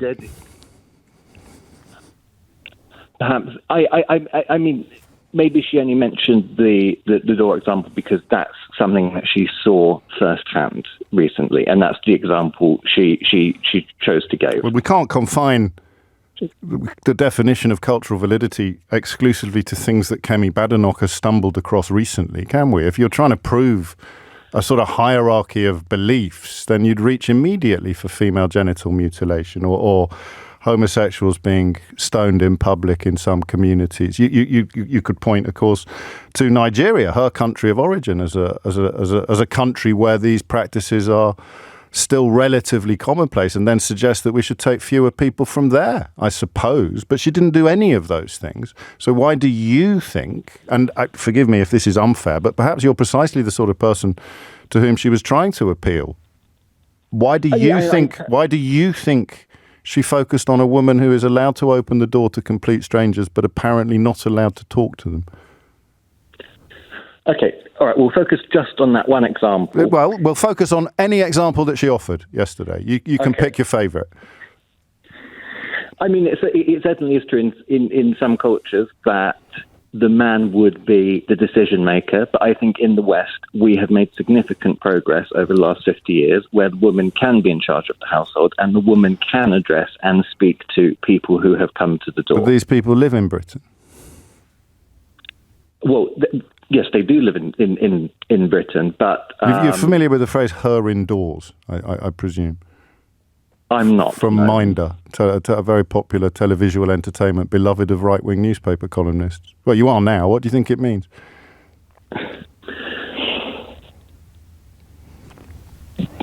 Do you think that in Can't answer a question with a question. Let's just focus on, let's put you out of your misery. Why do you think she didn't mention all the things you thought it would be really clever to ring in and cite as proof of cultural relativism or cultural hierarchy? Well, I'm not her, but perhaps it would have been better. It's an entire phone-in about analysing why she said what she said and what she really meant when she said it. So given that there are so many examples of things that are illegal in this country that you could use to somehow portray British laws or British culture as superior to other cultures, why didn't she mention any of those things? Why did she go in on a woman who apparently has to go and get her husband when Kemi Badenoch knocks on her door? I suppose you'd have to ask her that, wouldn't you? But, Yeah. Have a great day. Love to the family. It's 11:46. James O'Brien on LBC. It's 11:49. Elderly white females who defer to their husband in most scenarios is very common in my experience as a nurse, writes Sally. So what was Kemi Badenoch up to when she talked about cultural validity, some cultures being more valid than others, and used us as an example, a woman of unspecified ethnicity or religion opening the door to complete strangers and then saying that she'd have to go and get her husband when she saw who it was. I wonder what you think is the implicit intention of that observation, because if we get the chance to ask her, we will. Matt Barbet of Sky News got the chance to answer Honest Bob Jenrick what he was on about when he talked about English identity being under threat. I've mentioned this to you a few times. It's probably worth having a listen. What is English identity? Well, just as every nation has its own distinct history and culture, so does ours in England. What is it? Just as we would know what, a Frenchman would know what France stands for. What is English identity then, Robert Jenrick? It's the history and the culture of our country. And I think England has an incredibly proud history. We have achieved so much in the world, and we should be celebrating that. We should be teaching it to our children. Our public institutions should be ensuring that it is passed on to the next generation, not carelessly denigrated and dismissed. And we should be ensuring that we don't lose it through mass migration. If you can't describe what English identity is, how is anybody coming here meant to understand that? Well, I don't think, with great respect, that you distill the identity and the history of England into a soundbite like you're asking of me. There are things that I love about this country. You've tried to distill it in an op-ed for the Daily Mail, haven't you? Well, that's what you've tried to do. When I think we've I think I made a very different point to that, with all due respect. You, I suspect, are trying to dismiss an English politician speaking about our national identity. I think it's incredibly important that we do talk about it. And I don't think that you distill it into English identity. I don't think you distill it into a soundbite. I think it is something that people across our country know about. Give me some examples then of what English identity represents. Well, to me, it is the distinct history of our country. It is the great things that, as a country, England has achieved in the world. It's our values, it's the courtesies and manners that we have as a nation. I don't think you would be asking a Scottish politician or a Welsh politician right now, what is Scottish identity? Welsh identity. You're making the very point, if I may say, that I was setting out to do in my article in the Mail. It's the fact that influential people in our politics, in our media, in our civil service feel afraid to speak about our national identity, feel that it's not something that we should be championing and handing on to the next generation. What's he afraid of saying? What is it? I mean, how can immigration affect history? At what point do you go, oh, Lord, 1066, we blooming won. We've got so many Muslims here now, we won the Battle of Hastings. What does he mean when he talks about English history is under threat from migration or woke ideology? Does woke ideology mean, oh, no, they've only started telling the bloody truth about the East India Company or the slave trade or where the money came from, with which most of the stately homes were built? He doesn't give a single example of English identity being under threat, despite Matt Barbette there asking him repeatedly to clarify what his words were. So what was he appealing to? And was it the same sense? Was it the same sentiment? Was it the same constituency that Kemi Badenoch was appealing to when she described a woman opening the door, seeing it was Kemi Badenoch, and then saying she'd have to go and get her husband? Which, as I've said a few times, and I'm going to say again because it's not up there with Larry the Cat's joke, but it's pretty funny. I would do the same if I opened my front door and saw Kemi Badenoch there. I too would say, I'm terribly sorry, I'm going to have to go and get my husband. This is nice. When we wanted a new conservatory, James, writes Les, the salesman asked my wife, who he called the good lady, to make him a cup of tea while he discussed the price with the man of the house.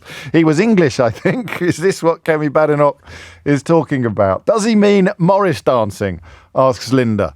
I don't know, but you'd think if English identity, God damn it, English identity is under threat, you'd think he'd have a few examples up his well-upholstered sleeve, wouldn't you? But apparently not. So what's he really up to?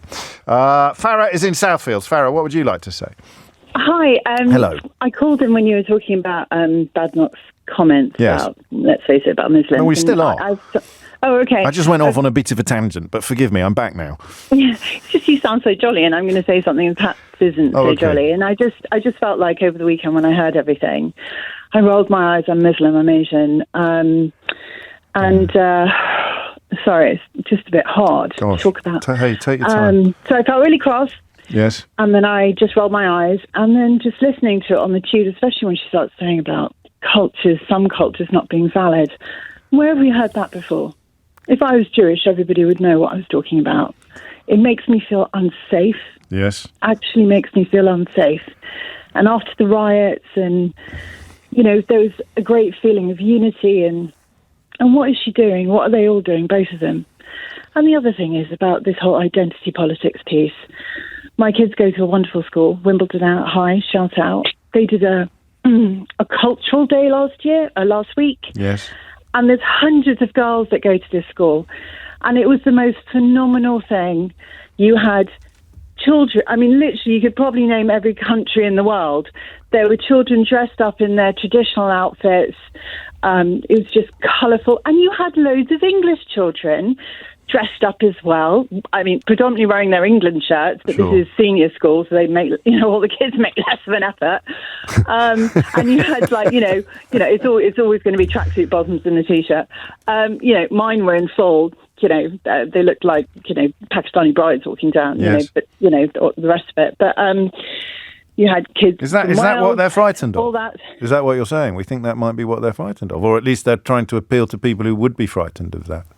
I think they're just appealing to the lowest common denominator. It's lazy politics.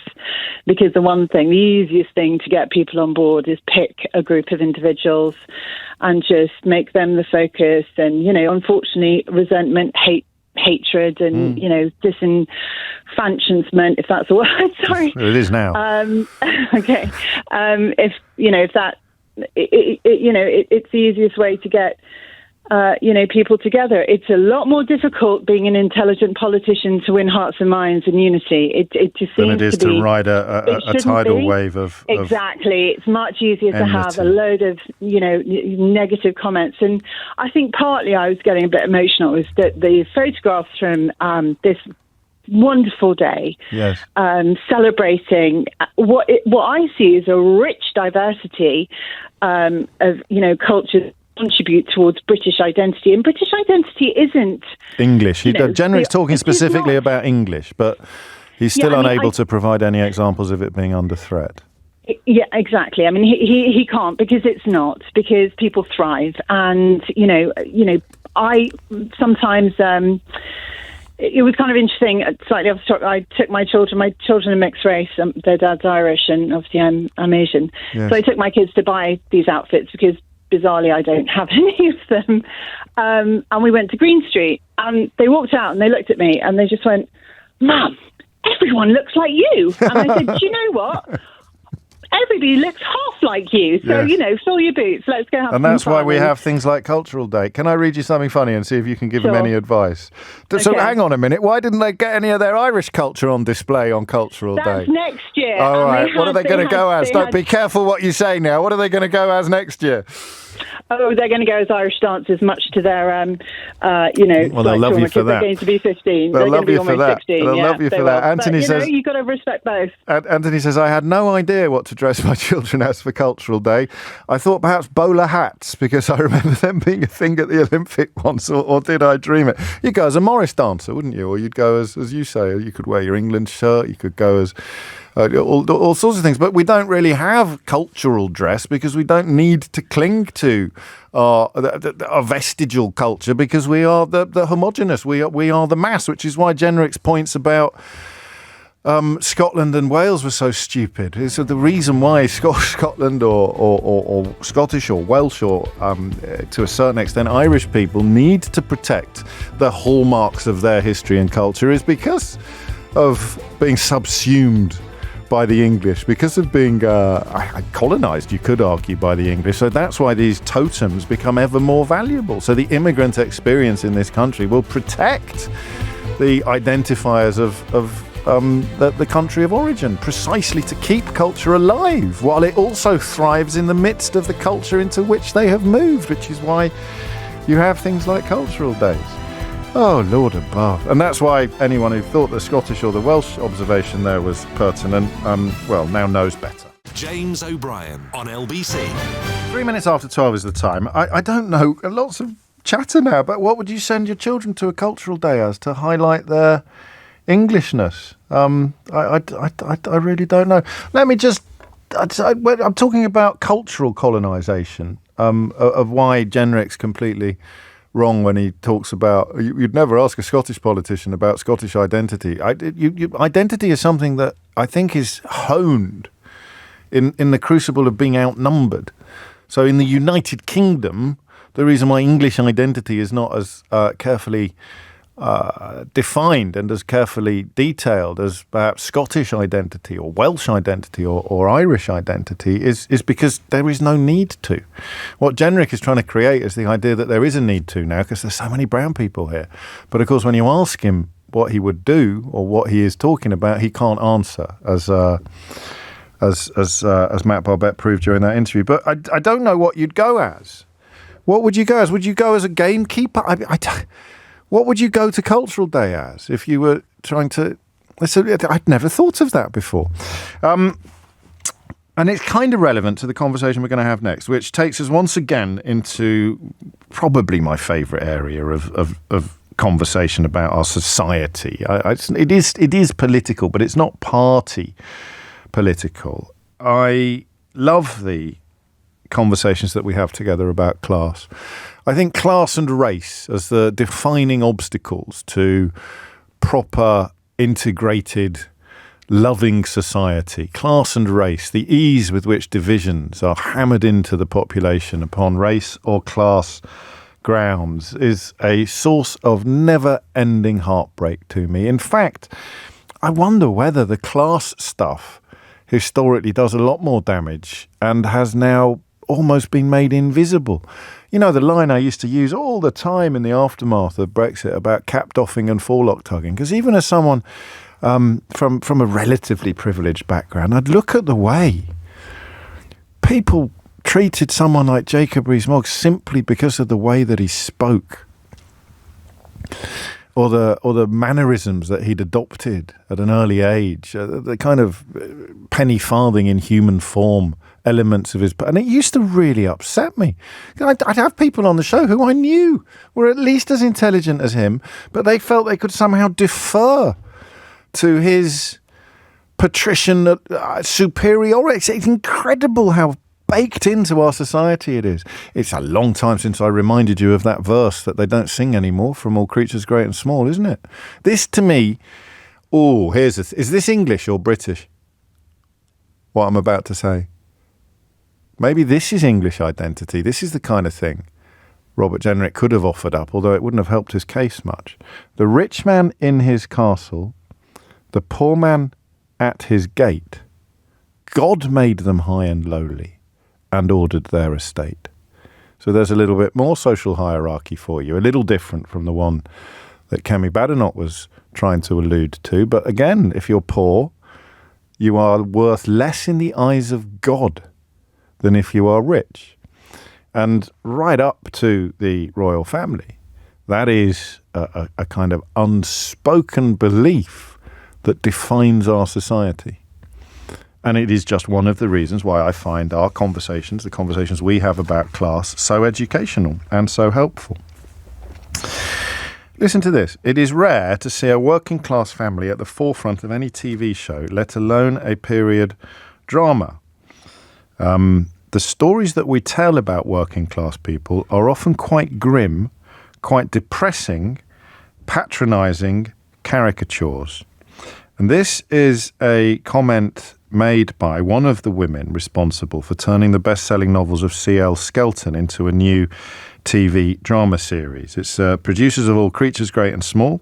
It's called The Hardacres. Comes from Amy Roberts and Lauren McLaughlin, who wrote Call the Midwife and Our Girl. And they are describing the paucity of content that tells stories about working class people with the complexity and nuance that you routinely get in stories about posh people.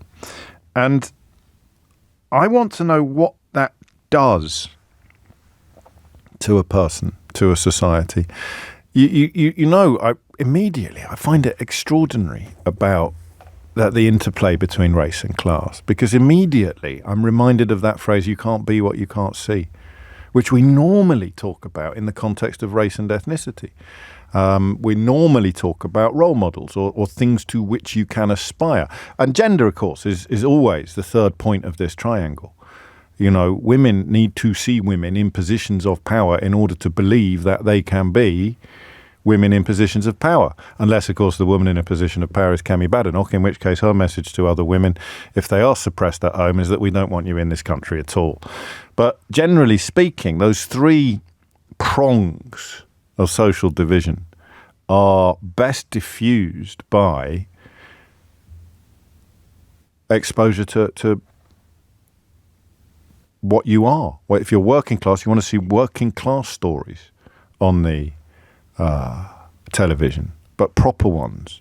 If you are black, you want to see stories of black success. You don't want to see your people who look like you're being portrayed as gangsters all the time or as criminals. If you're a Muslim, you'd love to see a story that doesn't cast you as the terrorist.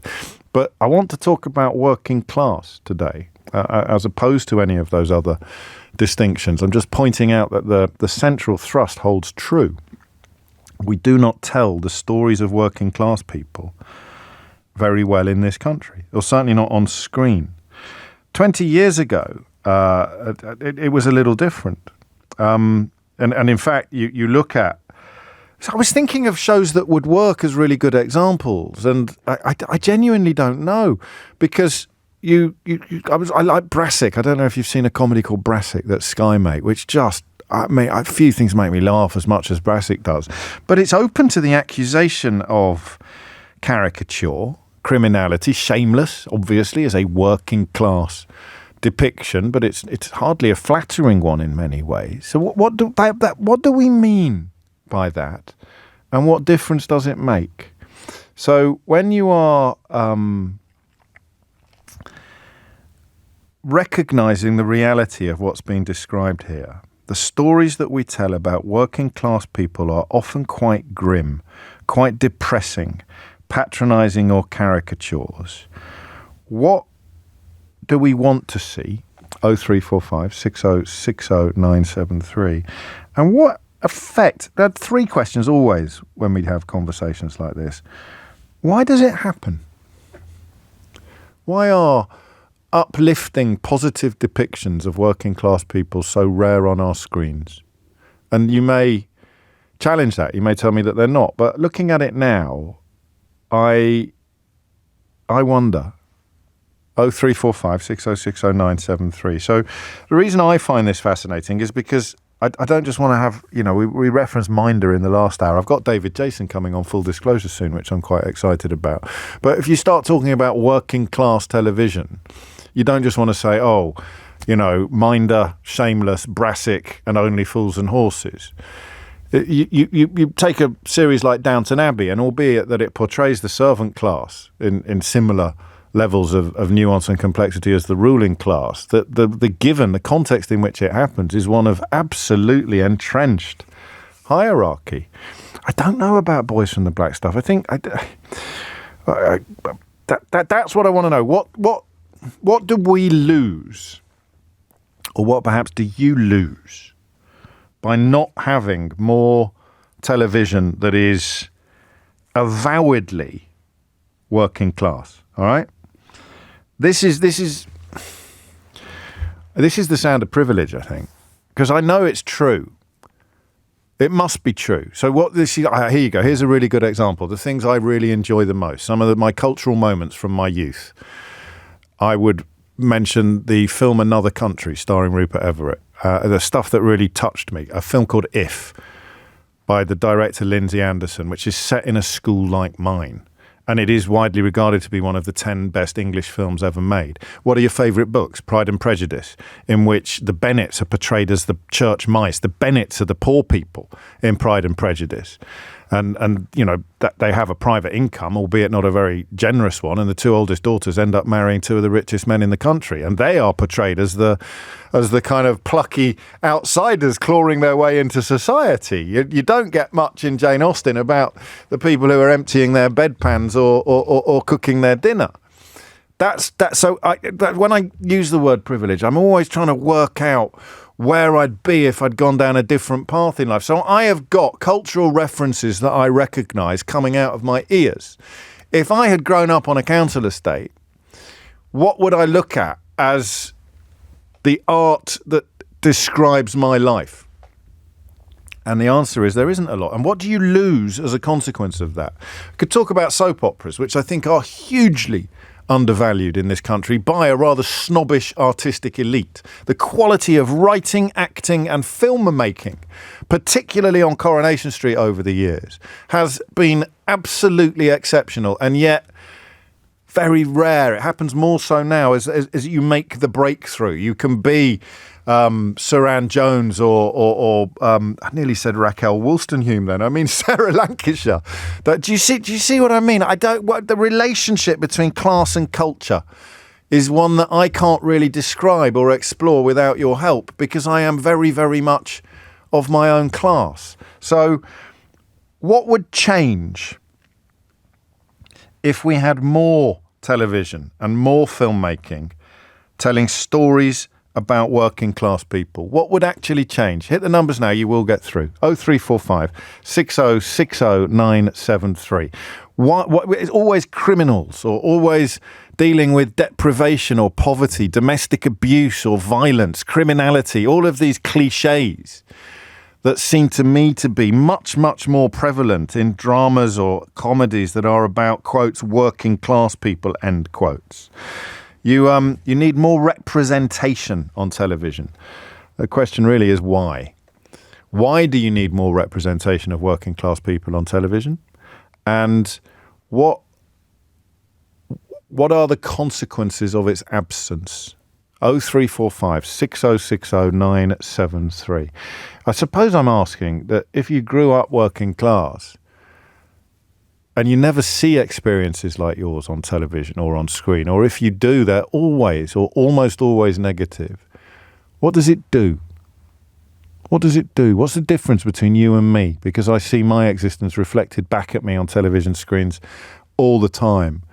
And when you see people from backgrounds like yours, you see criminals and gangsters, or that's what I'm trying to pin down, okay? And I really, really need your help. I think you're right, Charlotte, that is why Gavin and Stacey is so loved, because that managed to portray an outwardly quite average working class family. I think just about middle class, working class. I don't know, but I want to know what we are missing by not doing more, and I want to know why you think historically we don't make more television programmes about people who are more like the audience than we currently do. It's 12:16, 0345 6060 973. James O'Brien on LBC. It is 18 minutes after 12. So here's the challenge, really. Think of drama or comedy that depicts working class people that isn't grim, for want of a better word. It's not grim. Or, in the case of a lot of comedy shows, it sort of portrays people as a little bit stupid. So what does this do to a society, this absence of representation? And why do we put up with it? Is it because the arts are full of people like me? Full of people that went to schools like mine? It could be that simple. Linda's in Glasgow. Linda, what would you like to say? Hi, well, your last point just kind of made my point for me. My background, I'm in Glasgow, but for years and years and years I lived in London, hence the accent, and my husband was a black cabbie, and we've often spoken about some of the stories he has to tell. He was a cab driver for a couple of decades. Yes. And we've often spoke about some of these stories and how it's made great TV. Yes. And he's like, I don't know that anyone would really want to hear it. What we're left with is I'm good. We can maybe put you in touch with someone part of the stories and do a bit of writing, come up with something. So this is chicken and egg, right? Yeah, well, so to a broader point, and my opinion on this is still forming. You just got me thinking. That's what I do on a good day. I think the problem is at the moment, TV, media, and writing is largely taken up with people from middle-class backgrounds. Yes. The reason we get caricatures is because they've got a rather caricatured idea of how we live, and it's something that I've complained about for years about Scottish programmes. We're all portrayed as drug addicts and alcoholics, and the idea of the English working classes, scammers like the people in Brassic, which by the way is great writing. It's such a great show. Love the programme. However, it's not exactly flattering. It's not exactly flattering, is it? None of it shows us in a flattering light, and I think for there to be a sea change, but do you know the need to create opportunity for people like us with real stories to tell to come forward, and the fact that it isn't, and we're left with these caricatures, really for me just embeds that Go on. There's a ceiling there. There's a ceiling. People why does it? So you're answering the question. I was about to ask you, why does it matter? And you're answering the question really of aspiration and horizons, aren't you? Yes, people like me are not given those opportunities to do that, and I think if we were, we would see those caricatures change. So it's really about opportunity, aspiration, and people like me with ideas and real stories to tell. Just getting the opportunity to do having so. somewhere to go with them, isn't it? Yeah. So, you know, the thing about privilege or private education or whatever phrase you want to use is actually confidence. Confidence and contacts are the things that. So I know people who absolutely reasonably think, I think I might write a film script, and some of them actually get a film made. But that belief that they don't all, of course, but they all know someone who knows someone they can show it to, and that's what you're describing is not knowing someone who knows someone who can help.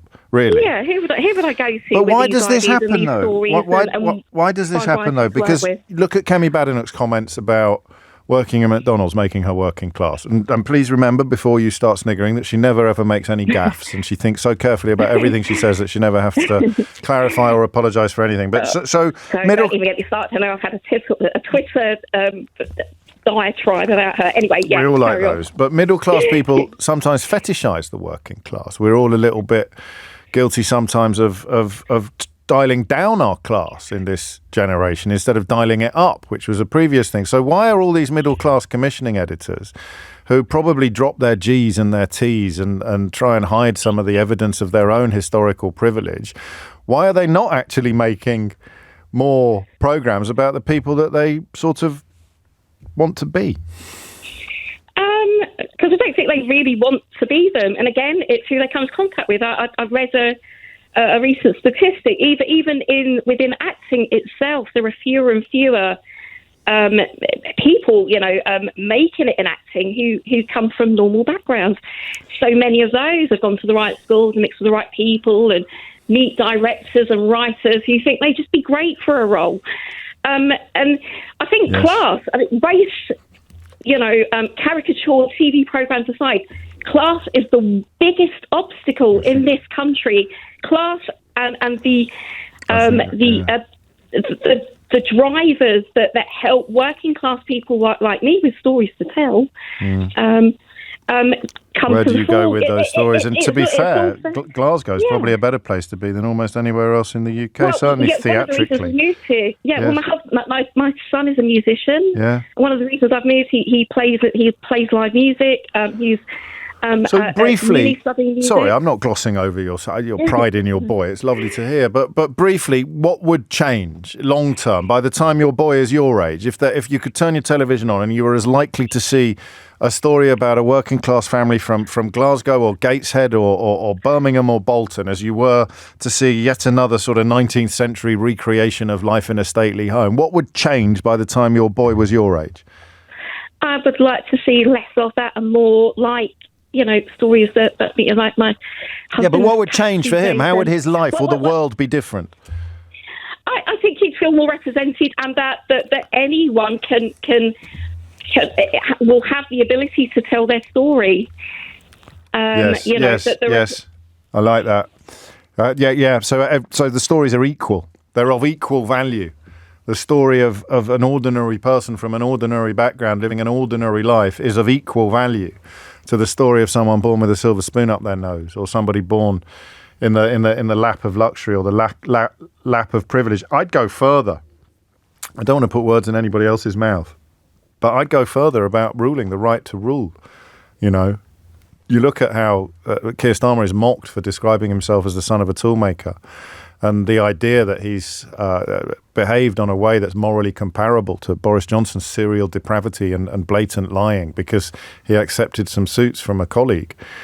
They're telling him he's not allowed to rule. They're telling him to get back in his box. And the worst, the most violent offenders in the context of telling people from a working class background to know their place are often other working class people who have somehow been persuaded that the likes of them have no business at top table. An awful lot of the coverage. Look, the Daily Mail's owned by a Viscount, right? A Viscount. Keir Starmer's not allowed to be Prime Minister? Or he's not fit to be Prime Minister? Or because he has taken suits from a colleague, he is somehow immoral? Boris Johnson still getting 22 pages of the Daily Mail. 22 pages over 3 days in which the exercise of blowing smoke up his posterior has been honed to an art form. Boris Johnson's not even proper posh. He put it on. He put it on like his tailcoat when he was at Eton. His parents, like mine, have paid to transfer him from one class to another. But he plays the game. He knows the rules. So he's allowed to be Prime Minister despite riding roughshod over all of the things that keep the working class in their place. Keir Starmer, son of a toolmaker, how dare you? How dare you?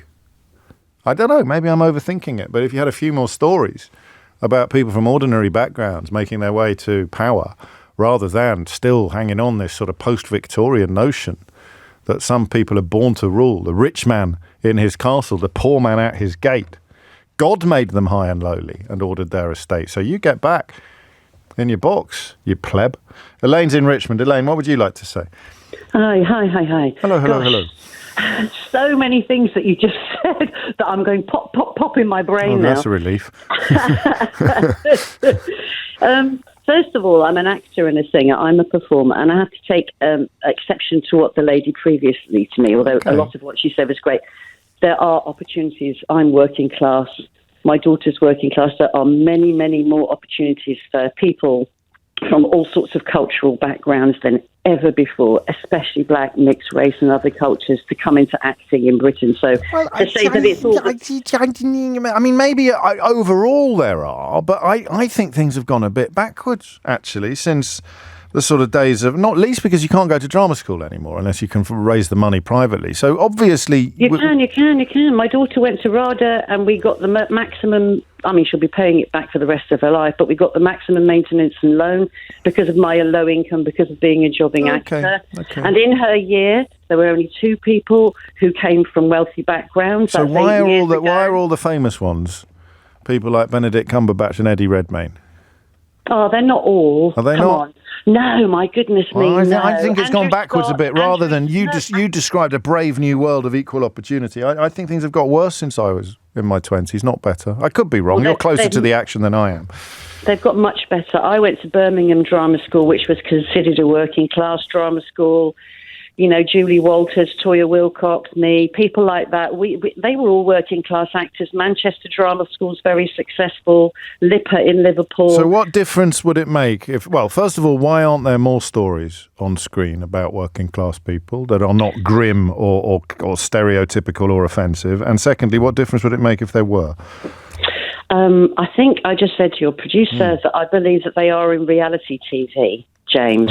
For example, for me, Gogglebox has been a revolutionary program that shows a lot of very ordinary families from all sorts of backgrounds sitting on their sofas, crying their eyes out because they're moved, they're warm, they're supported, and they have a moral compass. And I think that reality TV, some of it, like Gogglebox, has actually shown a lot of ordinary families in Britain, and I think it has a value. My friends that live overseas, when they watch it, they're moved by the programme. They're like, wow. It's not a drama, though, is it? I mean, in a way, you prove the point. It's you know, we'll come and voyeuristically watch you on your sofa, but we're not going to make a story about your life. Well, when I was young, there used to be When the Boat Comes In. That was a Geordie programme. Long time ago. Oh, no offence, but that is a long time ago. No, it is. Yeah. No, I'm 66. No, it's a long time ago. Yeah. I think working class drama, it isn't only in soaps. This Is England was in the last 10, 15 years. That was about working class Britain. Well, they exist, but not on anything like the scale that the middle class experience, or indeed the upper class experience, which is a tiny proportion of our society. I know. I mean, I'm quite astonished by the success of things like Downton, because I don't believe it to be necessarily quality drama. I believe it to be mundane and repetitive and not as good as Upstairs Downstairs. Upstairs Downstairs was much more nuanced. And that's, I mean, Downton's a really good example. I think the bloke that wrote it went to my school, just to drive home even further how tiny the kind of receptacles of privilege can be. But why do people like that answer? Because there is a kind of, I think, a latent deference, a latent forelock tugging. You know, we'll watch the lives of our betters. I hate that word. Probably if I could remove any word or any concept from the English language, it would be the notion of our betters, or it's not for the likes of us. And I think that is why these programmes aren't made, or they don't exist on the same scale that the tales of tiny parts of the population. The aristocracy, for example. How many stories are there about aristocrats? And how many stories are there about normal people? And then how many normal people are there? And how many aristocrats are there? It's crazy. It's 12:31. Jenny Barsby has your headlines. James O'Brien on LBC. 12:34 is the time. You're listening to James O'Brien on LBC, where the conversation about the lack of working class representation on television is one that I need your help with, because I can't really tell you what effect it has upon people to not be represented. I'm hugely overrepresented. I'm so well represented that the bloke who wrote Downton Abbey went to my school. I think I should probably check that actually before I say it again. Rupert Everett went to my school. Hoping to get him on full disclosure soon. If you know him, have a word, will you? what's it like not to be represented? Who knows? How do you know what it's like not to be represented? It's like asking somebody what moon rock tastes like. What does moon rock taste? I don't know. I've never had any moon rock. What is it like not to be represented? There it is. It's taken me a while to get there, but that's exactly where I wanted to be at 12 o'clock today. How do you explain to someone represented, and it is people who are represented in culture, who make all of the decisions about commissioning, almost all, what it's like to be unrepresented, or why it is important to be represented? Michael describes them as middle-class white dudes. There's a lot of that around. Representation is very important, and then it ends up being patronising. Real representation. So that's why you reach for Coronation Street. To a lesser extent, EastEnders, but only a lesser extent because it has more sensational storylines, historically, than Coronation Street. I'm probably not qualified to make that comparison in recent years, but I certainly used to be. Why does representation matter? That I can work out, because you can't see what you can't be, or rather you can't be what you can't see. But how does it feel if you're unrepresented? How do you even know what it feels like? Because you don't know what being represented feels like. Oh boy. Hit the numbers now, you will get through. Desiree is in Hornchurch. Desiree, what would you like to say?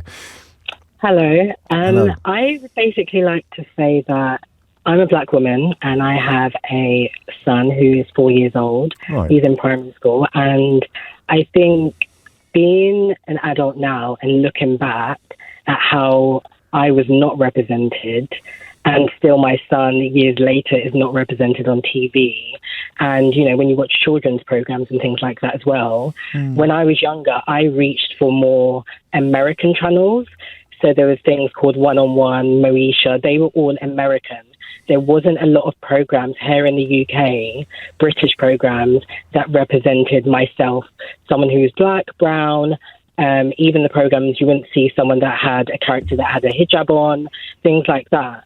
And even now, you look, and I go onto Netflix or see BBs, the only one on CBeebies that you have at the moment is Jojo and Gran Gran, which is absolutely amazing. But then I'm still reaching for Netflix, where it's those, you know, programs and series that are, you know, abroad in America. And it shouldn't be that. I think that in every single way possible that a child looks, they should feel represented. Same thing, you know, when they go into a toy store or they go into a supermarket. I actually own a toy brand which is for children. And the reason why I created that was because there was no representation when I was pregnant with my son. I was given flashcards and it basically had all white characters. So, yes, we live in a country where it's predominantly white, but it's not just white people. So it's like every era we look at, even if it's like billboards, there should be somewhere that people can say, that looks like me, or that looks like my niece, or that looks like someone I know. You know? Now I think for people like me, it's so much easier to understand it with ethnicity because you can see it. And you can see colour, you know. It's absolutely. I forgive the simplicity of this observation, but it's there in black and white. Can you do the same thing with class? Can you describe what you've just described to me with reference to class? I think that's a bit harder. I think when it comes to class, because when you look at white middle class and black middle class, people see it different. So you could have someone who is a white individual and a black individual, and people would probably look down on someone who's black middle class because of the stereotype of black women and black men. So already, you know, I've got friends who they might be walking down the road and someone crosses over because it's a black man. But if it was a white man, it would be completely different. Do you know what I mean? Well, I do, but I don't know why that. I mean, I'm not in any way trying to move you away from your central point, but the phone-in we're having is specifically about a lack of working class content on television. So that's why I talk about it being easy to see the presence or the absence of colour. But what would a world in which there was more working class represent? For example, how would children's television be more working class? How would there be more representation of working class people on children's television? I think if they just allowed more people on. But who? Who are we talking about? People who sound like Dick Van Dyke and Mary Poppins? No, I think it's people behind the scenes, you know, because a lot of these programs on TV have been there for decades, and I think things need to be, you know, changed up. Where you've got Anton Deck. I mean, I don't want to be lazy, but I mean, who? I can't think. I mean, in middle. White individuals. Yeah, no, I know, but I'm focusing on class because that's what the entire phoning is about. Okay, so if we use an example, you've got Rochelle Humes and Marvin Humes. Yeah. That's a perfect example. They've recently, I don't know how long it's been, but I think they're on this kind of music TV show or something. And if we sit down and try and name 5, let's say TV shows, you can't actually, a majority of them are white. How does that change? It's the people behind the scenes, because those are the people who are choosing the right people that need to be on TV. And you can't say that there isn't one black, mixed race or person who's Asian that is not right. It's because they know this is what I'm not disputing anything you're saying. I'm just not hearing much about class, about the working class experience on television and the way in which it would affect people. I guess it's helpful. You imagine what it would be like if you're white working class.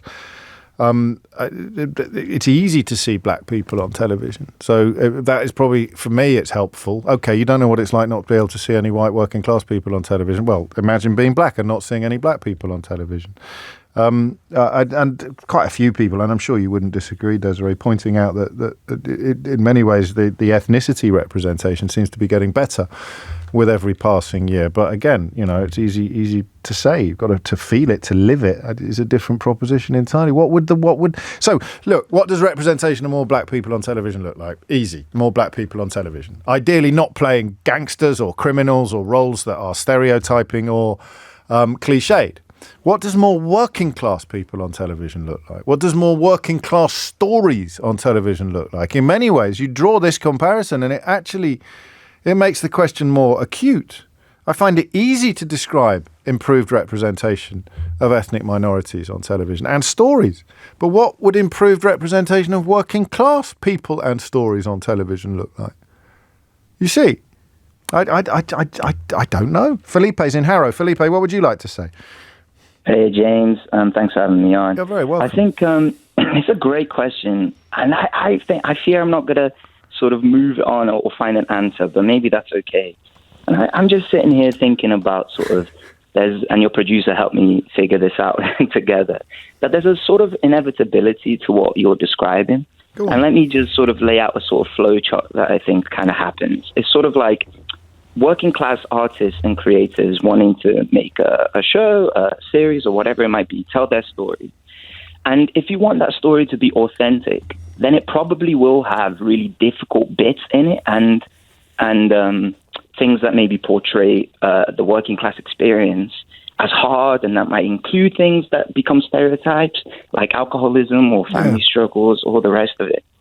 And if you get a really authentic piece of art from that, then it kind of just perpetuates the class divide and the stereotypes that we're describing. Does that make sense? Yeah, it does, actually. And so then it's a really nuanced conversation, therefore, about sort of, or should we tell stories that are maybe less authentic, but slightly more generic, that we see working class people. So that worked. Sort of it.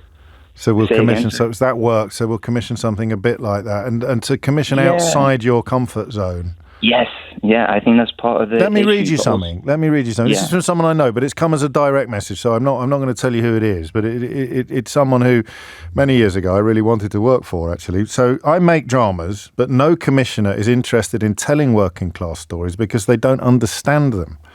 They want pretty houses. They want lives that they recognise because it helps them retain their power. And there are so few commissioners that it's the same people over and over again making the same decisions. Commissioners feel disempowered if areas are covered that do not reflect their own backgrounds. And in my experience, most drama producers are the same. That, I think, is a companion piece to your contribution, isn't it?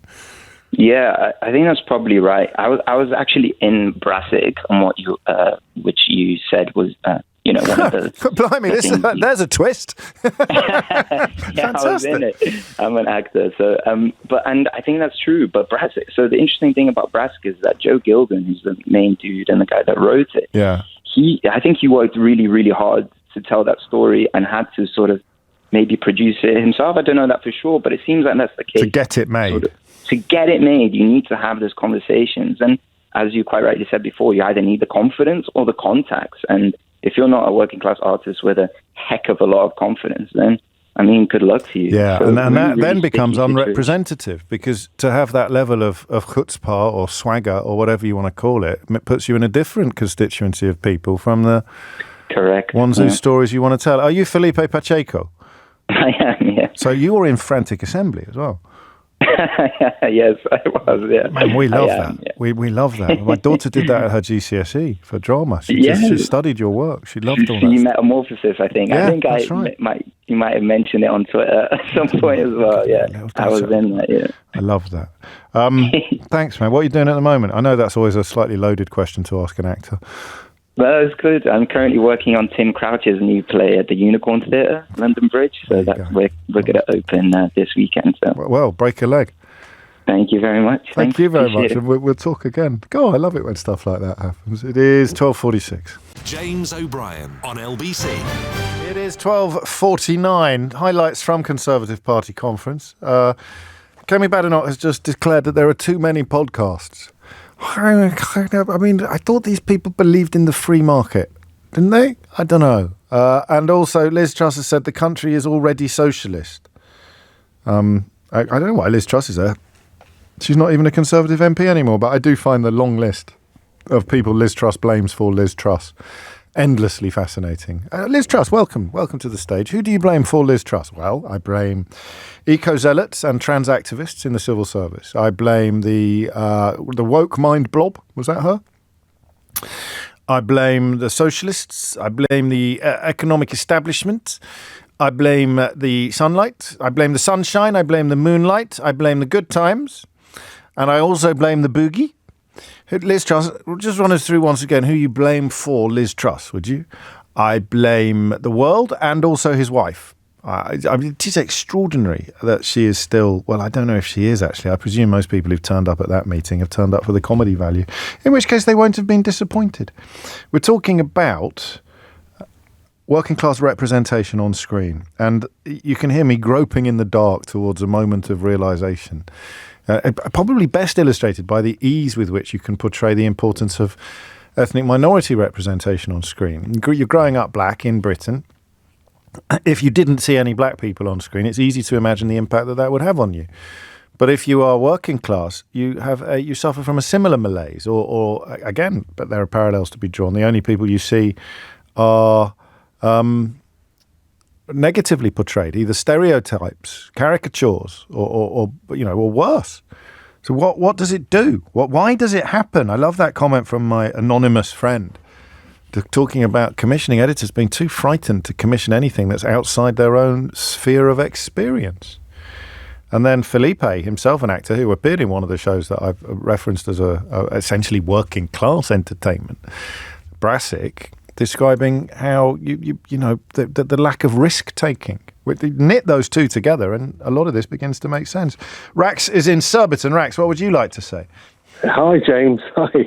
I've just been listening to what you've been saying, and it really resonated with me. I'm Asian. I'm from London. I'm 46 years old. Yeah.